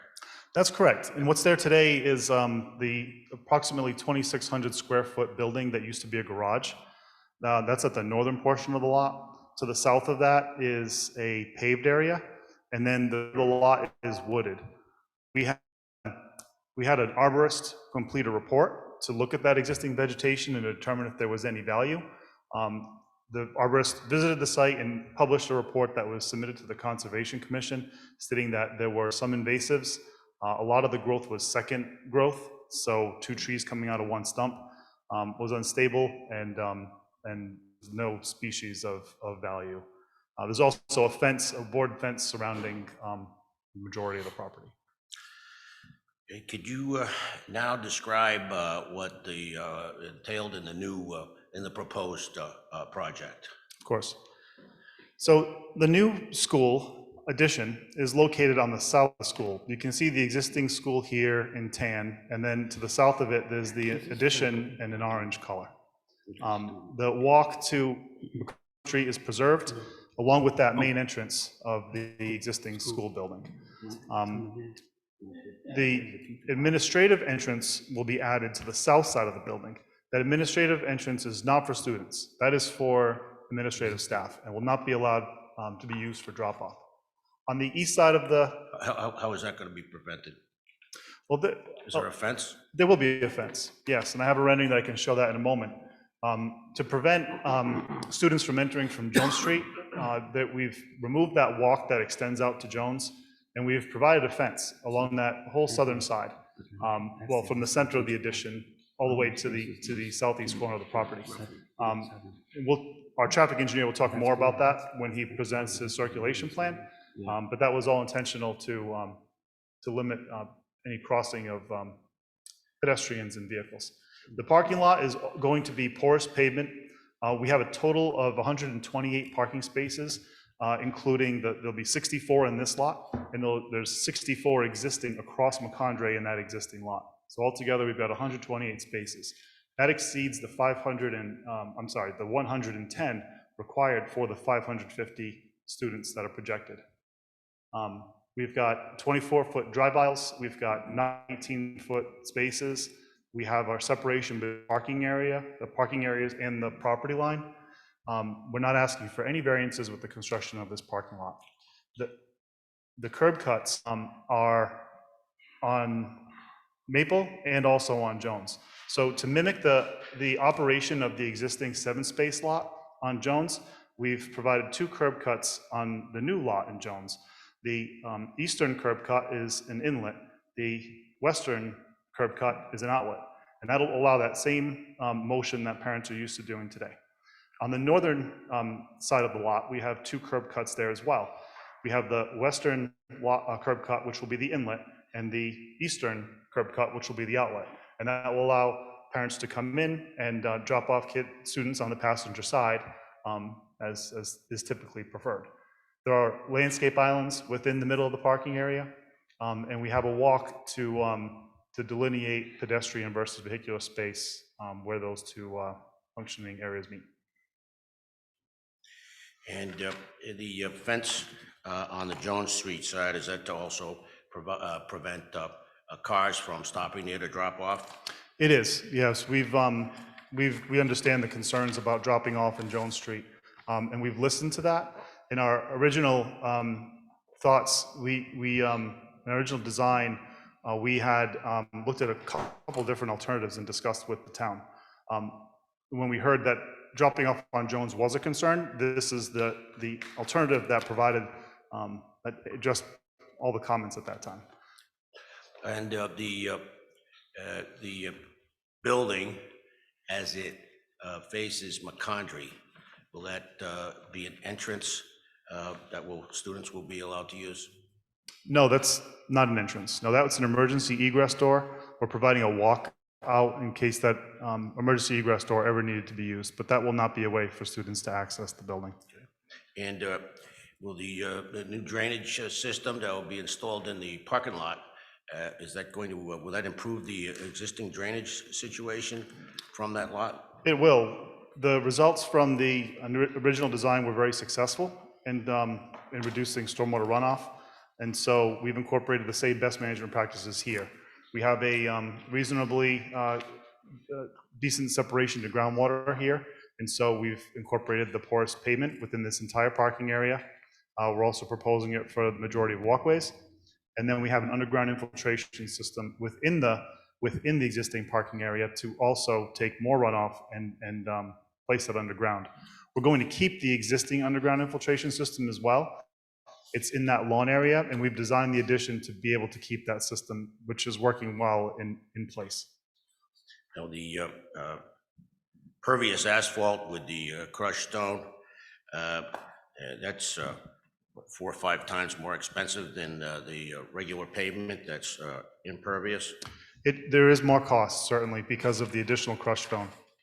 Now, in regard to the utilities, sufficient water supply available for the new building? There is. We had a conversation with Pawtucket Water Supply Board, and there are existing utilities in both Jones and Maple Street. There's a 6-inch water in Jones and an 8-inch water in Maple. And our conversations with the Pawtucket Water Supply Board have been very positive. They believe there are no issues to supplying water to the site. Talking to our fire protection and our mechanical engineers, we're expecting that the domestic water flow will only increase from approximately 98 gallons per minute to 125 gallons per minute with the addition. And then the fire flow will stay just under 600 gallons per minute. And is there sufficient pressure in the lines there? Did you do a hydrant test to be sure there's sufficient pressure for fire protection? There were no concerns from Pawtucket Water Supply Board about pressure either, but we do have a hydrant flow test from 2017 that showed there was more than sufficient pressure. We would do one in the later stages of this design, particularly preliminary plan. And is there going to be any replacement of curbing on Jones Street? Yes, there will be. There was observations that the curb along, or portions of the curb along Jones Street, particularly at the intersection of Jones and McCondray, and then the portion of curb further to the east along Jones has overturned, has failed slightly. And so we met with Bob Anderson last year. This was talked about after our TRC meeting. And we decided to wait until the project was further along to do a test pit and see what the cause was, and then figure out the right way to reconstruct that curbing. And could you please describe landscaping on the site? Yes. So landscaping hasn't been fully designed, which, because it's typically not a requirement of master plan. We fully intend, as we've noted to staff and yourself, that we'll be hiring a registered landscape architect to prepare a landscape plan at the preliminary plan stage. But we are showing greenery here, and the ideas of the greenery, we want to make this site look better than the existing condition, which we believe it can achieve. We also want to put in vegetation to that, along with the fence, to help shield headlights from the neighbors. We also want to screen the dumpster. So the new dumpster is on the east end of the new parking area. That'll have a fence screen, just like the screen that's out there today. We've also got some space for some vegetation, and we think that'll help the area as well. Thank you. I don't have any further questions of Mr. Potter. The board has any questions? As I said, this will be the last witness for us tonight, and we continue. We're going to address the traffic issues, parking, the drop-off and dismissal issues.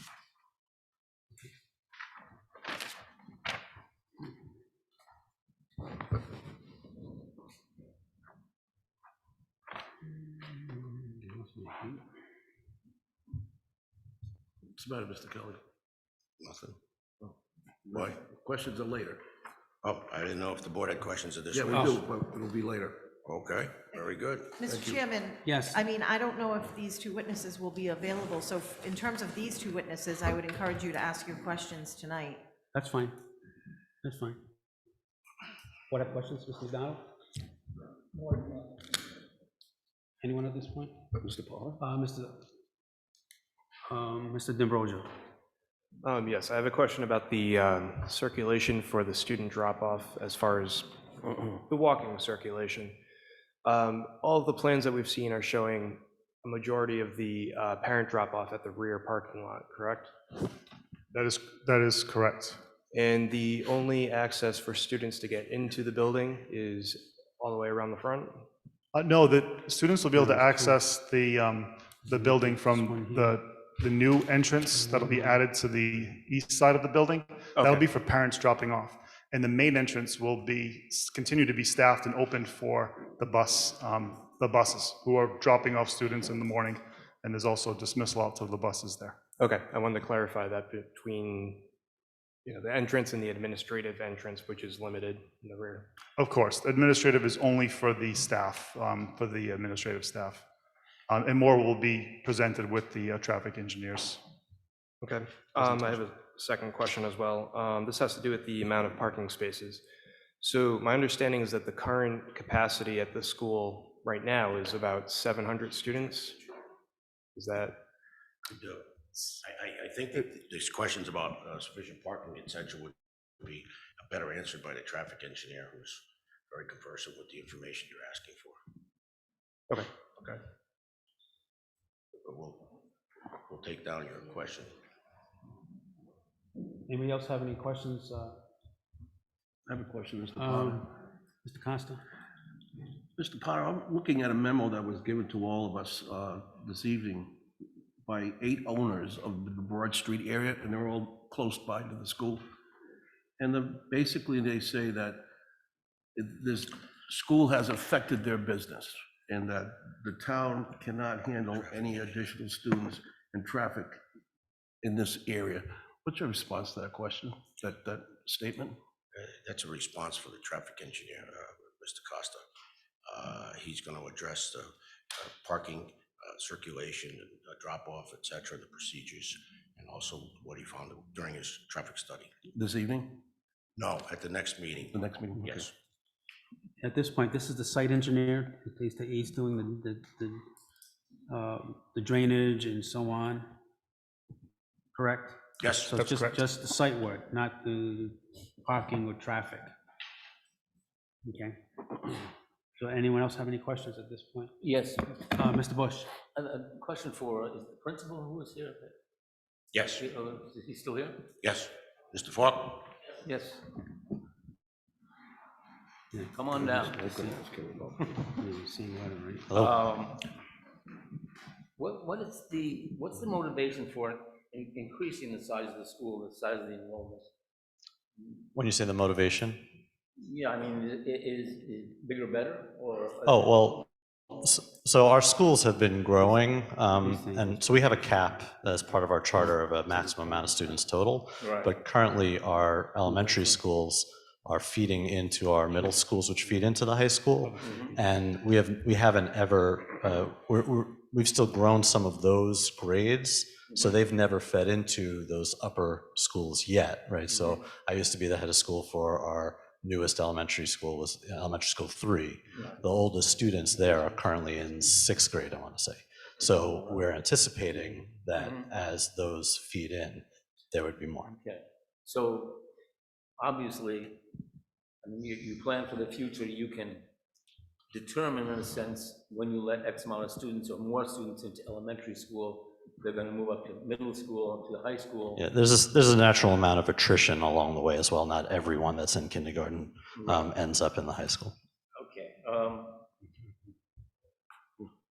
Yeah, I'm just concerned again that, as Mr. Kelly stated, and was stated in the documents here, that initially we were told there were going to be 330 students in the school. And one of our problems initially was the same problem we're having now, was how is this going to affect traffic in the area? Right. And, you know, hearing, okay, we have a number, 330, it's gonna be that, all right, let's give it a try, we'll go with that, and now, you know, I have a problem with now it's gonna be 550. That's not what we were told. Mr. Kelly said the town was warned that there was increasing enrollment, but, you know, enrollment doesn't increase by itself. It's controlled by the school and what the school does and what the school plans for. Right. Well, there, like I said, there, because the number of schools within our network that are feeding into the upper schools, that's still progressing. We're still within the cap, though, that we were always approved. My understanding is that we're still within the cap that we were always approved for. My understanding is that there had been correspondence with this body before that actually does have those figures, that the 330 was as more of a present number at that time, but anticipated to grow. I won't speak too much on that because I wasn't part of that correspondence, but I believe that's in there. I will also say, just while I'm back here, because I think it speaks to your question, is that I've heard a lot of testimony about the traffic in the area. I've been out there daily at arrival and dismissal. And to use Mr. Modica's phrase, I'm not a traffic specialist, but I have observed. And I have not observed, I hear the concern about potential traffic, but I have not observed what I would consider traffic that at least around us, I have not observed traffic that is blocking anything. I've never observed a car not be able to drive down Jones Street during our dismissal or arrival. I've never observed cars not observing the stop signs and being able to yield rights of way and things like that on Maple Street. When I've looked at the surveillance cameras to see if anybody's been parking there, I've never seen anything that indicates traffic is blocking. The half-hour arrival period is spaced out, right? So people are coming throughout. It's not like they all arrive at one time. And at the dismissal time, it is more concentrated because they're all at school and we let them go. But like I said, within 5 minutes, 7 minutes, everybody's gone. And this proposal, what's ironic to me, honestly, is that this proposal, to the extent that there is a concern about the flow of traffic on the side streets, this is designed to afford us a whole lot more space on the property for a much larger loop, where most of that traffic that's, the majority of time spent at arrival and dismissal would be within that addition and not on the side street. So if that's a concern, this is proposed to alleviate that. Well, yeah, I know, and as Mr. Kelly said, we'll get into that with the traffic engineer. Right. But, none of us, I'm sure, are against the school, and it's a great school, and expanding is a great idea, but we're basically concerned, I think, with traffic flow, with what the residents of the area think, which I guess we'll have another time to talk about. But I don't ever remember hearing higher numbers that we're gonna maybe grow to 550. And certainly we weren't told that in the initial meetings, unless I missed it, that we're at 330, we're probably gonna go to 550 when we put our big addition on. Right. So, Well, I can say that we're working on the same model that we've always been in terms of our cap and the expected number of students, but I won't speak to that. I wasn't part of that correspondence earlier. sure, yeah, I'm sorry, I know you're working with a cap, but Sure. if you're planning that for the future, maybe should have found a site where they could build a large school to begin with and not have these problems. That's beyond that now. Yeah, and respectfully, again, I think this proposal is designed to alleviate exactly any of those concerns, that make it such that we have capacity for the expected number of students. And I'll just also reiterate that we remain open to any suggestions that would alleviate any concerns. We can do things like staggered arrival dismissal, and we're open to anything that we can reasonably accommodate. And again, my contact information is out there. Any neighbor that has ever had or has any issue with traffic or parking can reach out to me. It's on our website. There's somebody at the desk all the time. And quite frankly, nobody has, other than that one time that we had the open house. Somebody expressed a concern. I gave them my contact info. Nobody has come to us when I've been there saying that this is happening. We would address it immediately. Thank you. No problem. If I could clarify, Mr. Bush, I did not state that the planning board knew that the number was going to grow. What I indicated was that in 2017, when it opened, it was within the 330, and in 2018, it was still within. 330. 2019, still within, it was 324. And then 2018, it was projected to be higher in 2020, 21, and 22. And that's why they started the expansion process back then. And I think that coincides with Mr. Falk indicating they're enlarging the elementary school and the flow into the high school increased. My only, I agree with you, I mean, I understand that. My only response is that when we initially agreed to the first proposal and to grant it, nobody said that there'd be an addition coming down the road for another 200 students. We might have thought twice about it if we were told that. And if they have a, 2,500 student cap or 2,400 and change, and they know they're going to be growing, we didn't know that was going on, it was going to happen, so. Well, I'm sure you didn't know what was going to happen, but at the time in 2016, when they were before the board, I'll present some testimony to the effect, but they didn't know or have any idea that the enrollment or the demand was going to increase significantly in 2020. That's when it first started getting higher. Okay. Thank you. I Mr. McDonald? For the principal, how many schools do you operate under your charter? 6. What's the approximate enrollment total? I don't know if I know that figure. I wouldn't want to misstate it. Can you bring it the next time? Sure. Somebody? Somebody is 2,200. Because you're authorized by, I just want to make one point. You're authorized by charter to have a total of 2,360 students. And I'm just trying to figure out how many fewer students, so how many more students can you educate and where would you educate them? And I have a question for the staff and maybe Ms. Morris. If you read the material, it's obvious that 330 was a concern back then. There's actual verbatim transcript from Mr. Costa and somebody else questioning the principal at the time. And there was a concern about that cap 330, and it's obvious that it was because of where the school is located. So you can't regulate this school, the town cannot regulate the cap in the sense that it's the cap, in a sense, Blackstone Valley Prep school-wide is capped at 2,360. So the state regulates the number of students, if I can put it that way. So my question is, as far as the existing building right now, is it fair to say that the cap or the number of students that can be educated at any one given time in that building is in effect regulated by the fire marshal? The only way I can, well, he's asking me. The only way I can respond to that is, this does not come from me, it actually comes from Jeremy Chiapetta, who told the planning department in a letter that the fire marshal's maximum occupancy is 700 students for the existing building. That was my question. Yeah. So we could go up to 700.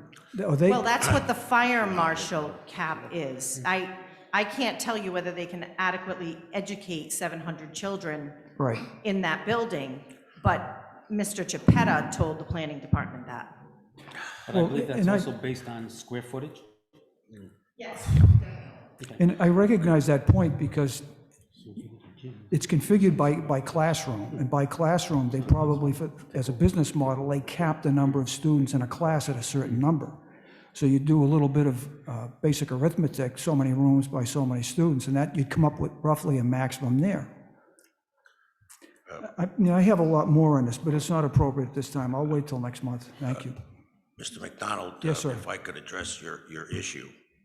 As you mentioned, the cap is 2360 now. To go above 2360, Cumberland Town Council has to approve it. To go to 2361, the Town Council has to approve it in Cumberland per state law. And when they add these additional students, if you do the math, they're gonna max out. And at 2,200 now, you're gonna add 150, you're gonna be at the cap. So there's no additional room in their cap of 2360 to add more students to that school or any of the other schools. And if they want to increase the cap, Cumberland Town Council has to approve it. That's per state law. All right, forgive me for turning my back on it, but that's, and I'm not an attorney, but that's not, I'm not gonna be able to find it now. I don't know if your mic's on, is your mic on? I'm sorry, I thought I put it on. I'm sorry. I read the law yesterday afternoon. It's in Title 16. And there's a lengthy procedure of applying for a charter. The Commissioner of Education gets involved. There's a period for public comment. Eventually, it goes to, and there have to be at least 2 public meetings. I'm doing this from memory, correct me if I'm wrong. And then it ends up going to the Commission on Higher Education, that might be the right title, to either approve or deny the charter.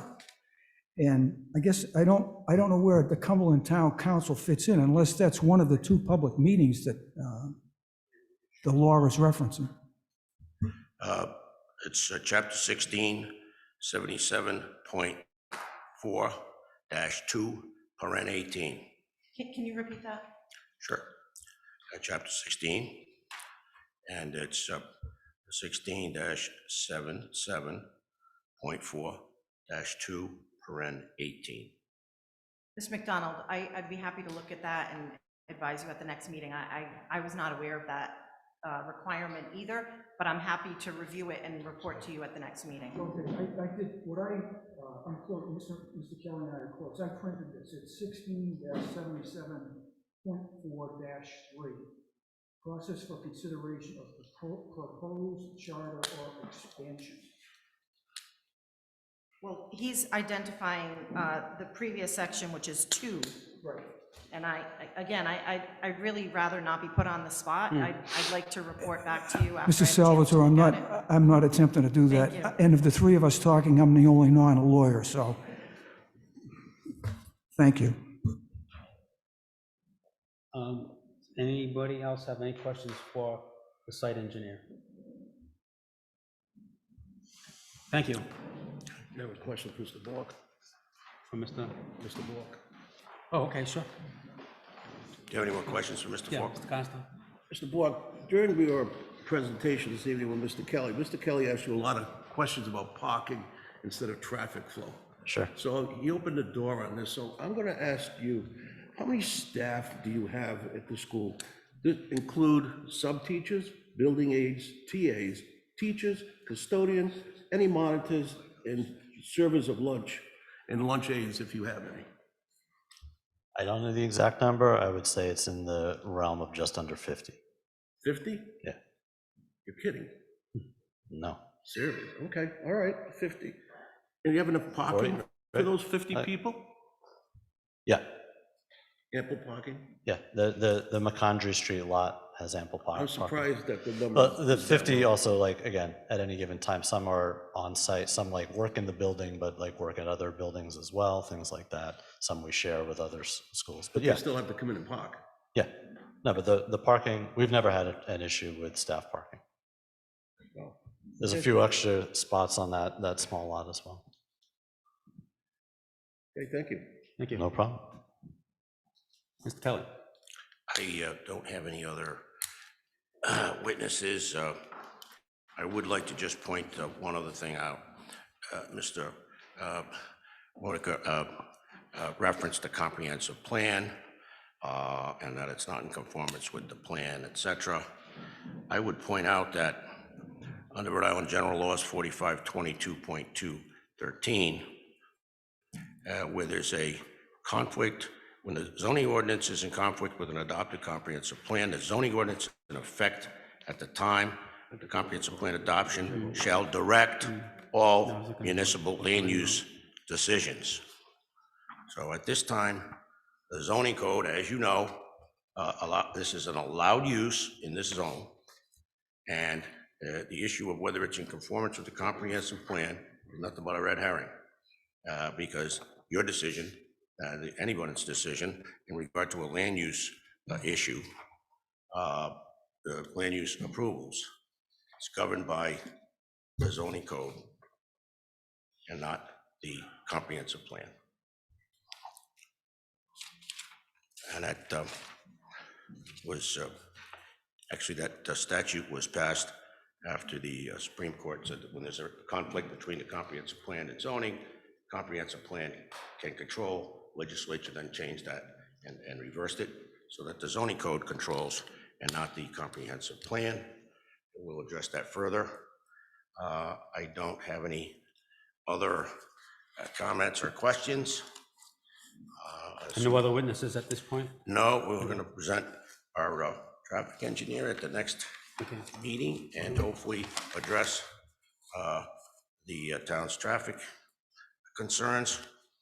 But I would ask to make this process quicker in terms of the traffic issues and to reduce the expense to the school if the traffic engineers, the VHB representative, I know him well, I just forgot his name, and our traffic engineer get to have a dialogue and work on these, because apparently VHB has some ideas on how it could be resolved. What's happened is it's been a ping pong ball. We send a report, they send a report back, recommendations. We address them, another letter comes back, and this is dragged on, and it's very expensive. I don't think I've run into a situation where the town prohibited an applicant who's paying for a peer review from their consultant having a discussion to work out issues. I just did that up in Smithfield for a 1.3 million square foot warehouse, and the traffic engineers worked together and resolved a few issues without the delay and a lot of expense. I ask that be able to happen before the next meeting, so we can adequately address your questions. It's a benefit to everybody. Thank you. Thank you, Mr. Kelly. We do have a whole section Mr. here. Chairman, I just want to address that last comment about the peer review.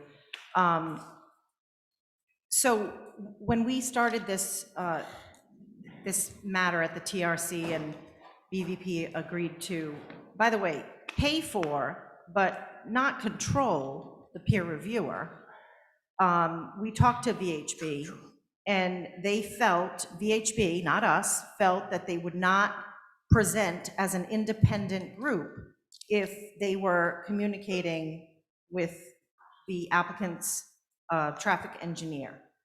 A peer reviewer is just that. They're reviewing what the design is. They're not creating the design. The applicant is not paying the peer reviewer to design a plan. They're reviewing it. That's what it's for. Now, if you believe that it's appropriate for the independent peer reviewer who is reporting back to you to communicate directly with the applicant's engineer, that's up to you, but VHB did not think it was appropriate because they will not look like they are independent. Well, we've got a whole section on the correspondence that's been going back and forth between. Well, I also want to address that. I forgot about that. So the reason why it's going back and forth is because the applicant agreed to provide certain information about specifically drop off and pickup and did not. So it wasn't a back and forth. It was the information that they agreed to provide wasn't provided. So that was the issue. It wasn't a back and forth. It was, once we got a full traffic study, the application was deemed complete. And before that, it was not. Well, that's what I'm reading here. Right. So I just want to be clear because, you know, I think that we've received some correspondence that the planning department has kind of stonewalled. Absolutely not true. Anytime we've met with the applicant, they have gotten responses immediately. And obviously with a traffic study, you know, it might have taken a week or so, but your traffic peer review has been very responsive. So there's absolutely no delays, and we can actually provide you with a timeline if that's something you want. Thank you. The one thing, comment that you made, Mr. Kelly, and I want to let you know that you received this the same day that we received it. So, and I know you're much more busier than I am, but it's taken me a number of days to get through this. So go through what? All stuff that was sent to you, you know, correspondence and so on and so forth. So it's a considerable package, so I can appreciate that what is involved in, you know, trying to get through all this and digest all of this. So. I didn't say that the town or anybody else delayed it. It just takes. No, I'm It not just talking. takes longer than sitting down. Here's our concerns. How are you going to address them? And our traffic engineer responds or whatever at the meeting, and then your peer reviewer says, no, I don't think that's going to work, and da da da da da. And so there's an exchange of solutions, which at a meeting obviously is much quicker. That's I'm my not point. arguing the delay. I just let you know that Fridays when our packets were dropped off to us, at least, you know, I don't know when the rest of the board did their diligence, but I kind of like spent the weekend going, you know, an hour here, an hour there to get through it, so I can appreciate there's an awful lot of material here to go through and to be ready and prepared for this evening. That's my only comment. The delay is not a situation that I have any comments on about this point. So if you don't have anything else, I'd like to just take a brief recess so I can get something to drink. I'll be back in about 5.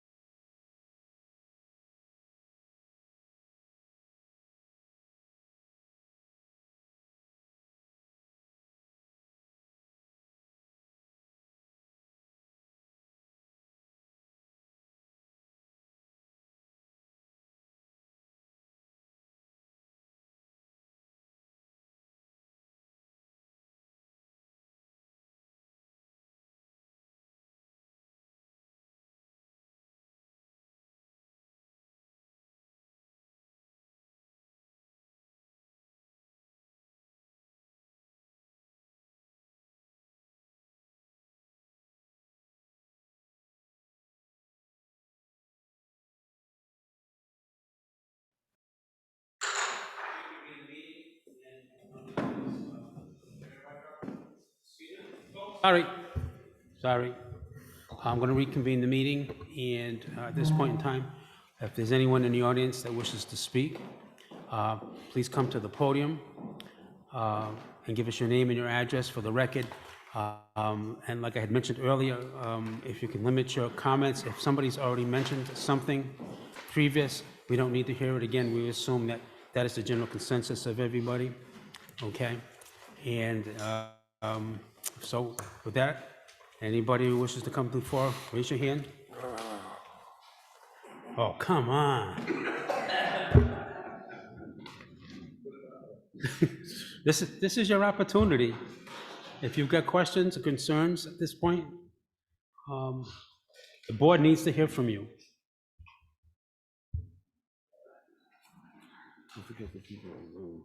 Oh, Mr. Modica, anybody from Zoom?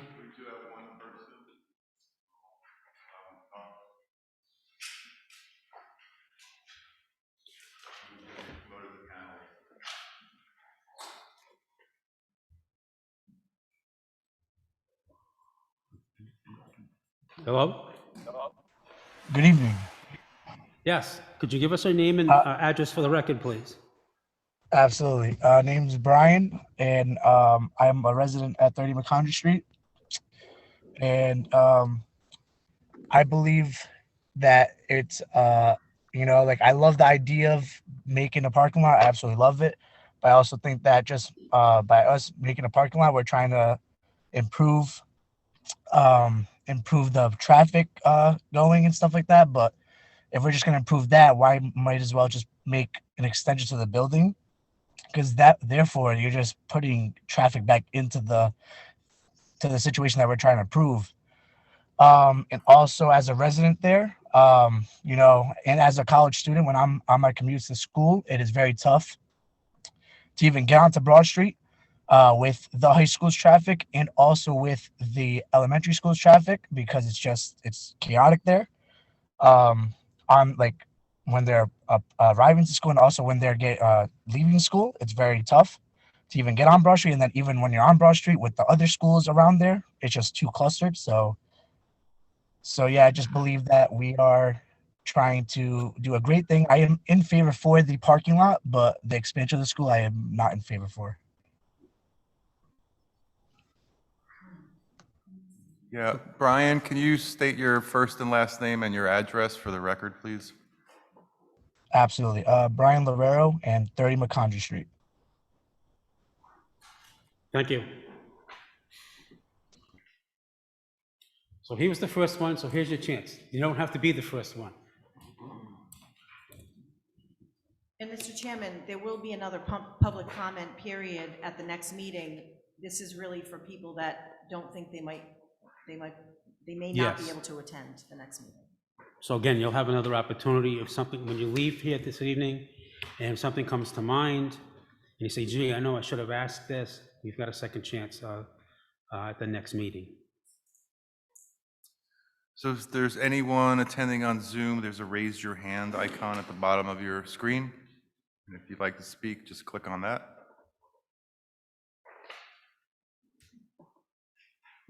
And we have someone else. Heather, here you come.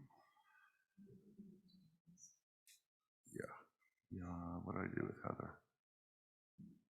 I'm allowing her to talk. Okay. Heather, where'd you go? Nothing? No, she's coming. Okay. Hi, good evening. Can you hear me? Yes. Yes. Hi, good evening. My name is Heather Shea. I live at 82 Dexter Street here in Cumberland. Heather, I'm just real having- quick, if you want to share your video, if you want to be seen, you can click the little icon on the lower left, the little camera. But if you don't want to turn on your camera on, that's fine too. I don't see my camera, but that's fine. Again, my name is Heather Shea. I live at 82 Dexter Street here in Cumberland. I'm just curious with the expansion of this, how would that correlate if it comes to like an EMS situation coming down those streets in that surrounding area? And I have a son that goes to public schools here in Cumberland, right at BF Norton. How does this coexist with their proposal of potential changing in times? Eventually, when those renovations happen at that particular school, eventually I'm sure that the time's going to change, and going back to the normal staggered time that we have now. How is that going to fix or alleviate any type of congestion in that area?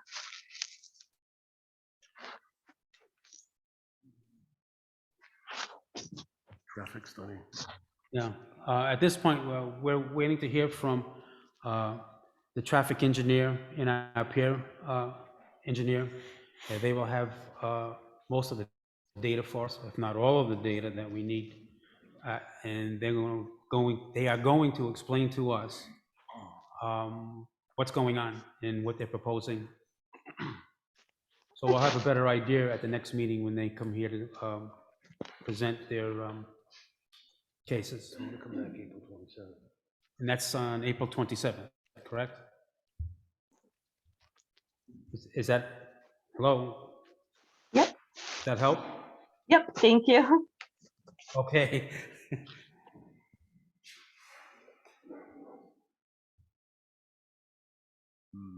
So if anyone else attending by Zoom, click the raise hand icon at the bottom of the screen.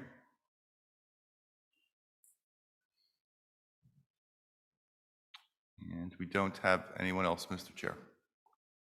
Thank you. Last time for this evening. Anybody, please don't be afraid. Okay, at this point then, I will close the public. No, can't close the public hearing. I will leave the public hearing open until our next meeting. But that, And you're going to ask for a motion to continue to April 27th? absolutely, that's the next thing I need. Make a motion to continue this meeting to April 27th. Motion by Mr. Scown, second by Mr. Costa. All in favor? Aye. Opposed? Chair votes yes. Thank you, and motion to adjourn. Sure. Before I make a motion, I just like to commend the planning department. The amount of work they put into this project, and Mr. Modica for actually going out and making those observations. Very time consuming, and they've been, put a lot of work together here, so I think you've done a great job for us, thank you. And I make a motion to adjourn. Motion by Mr. Bush to adjourn. Second. Second by Mr. Scown. All in favor? Aye. Opposed? Chair votes yes. The ayes have it. Thank you, lady, and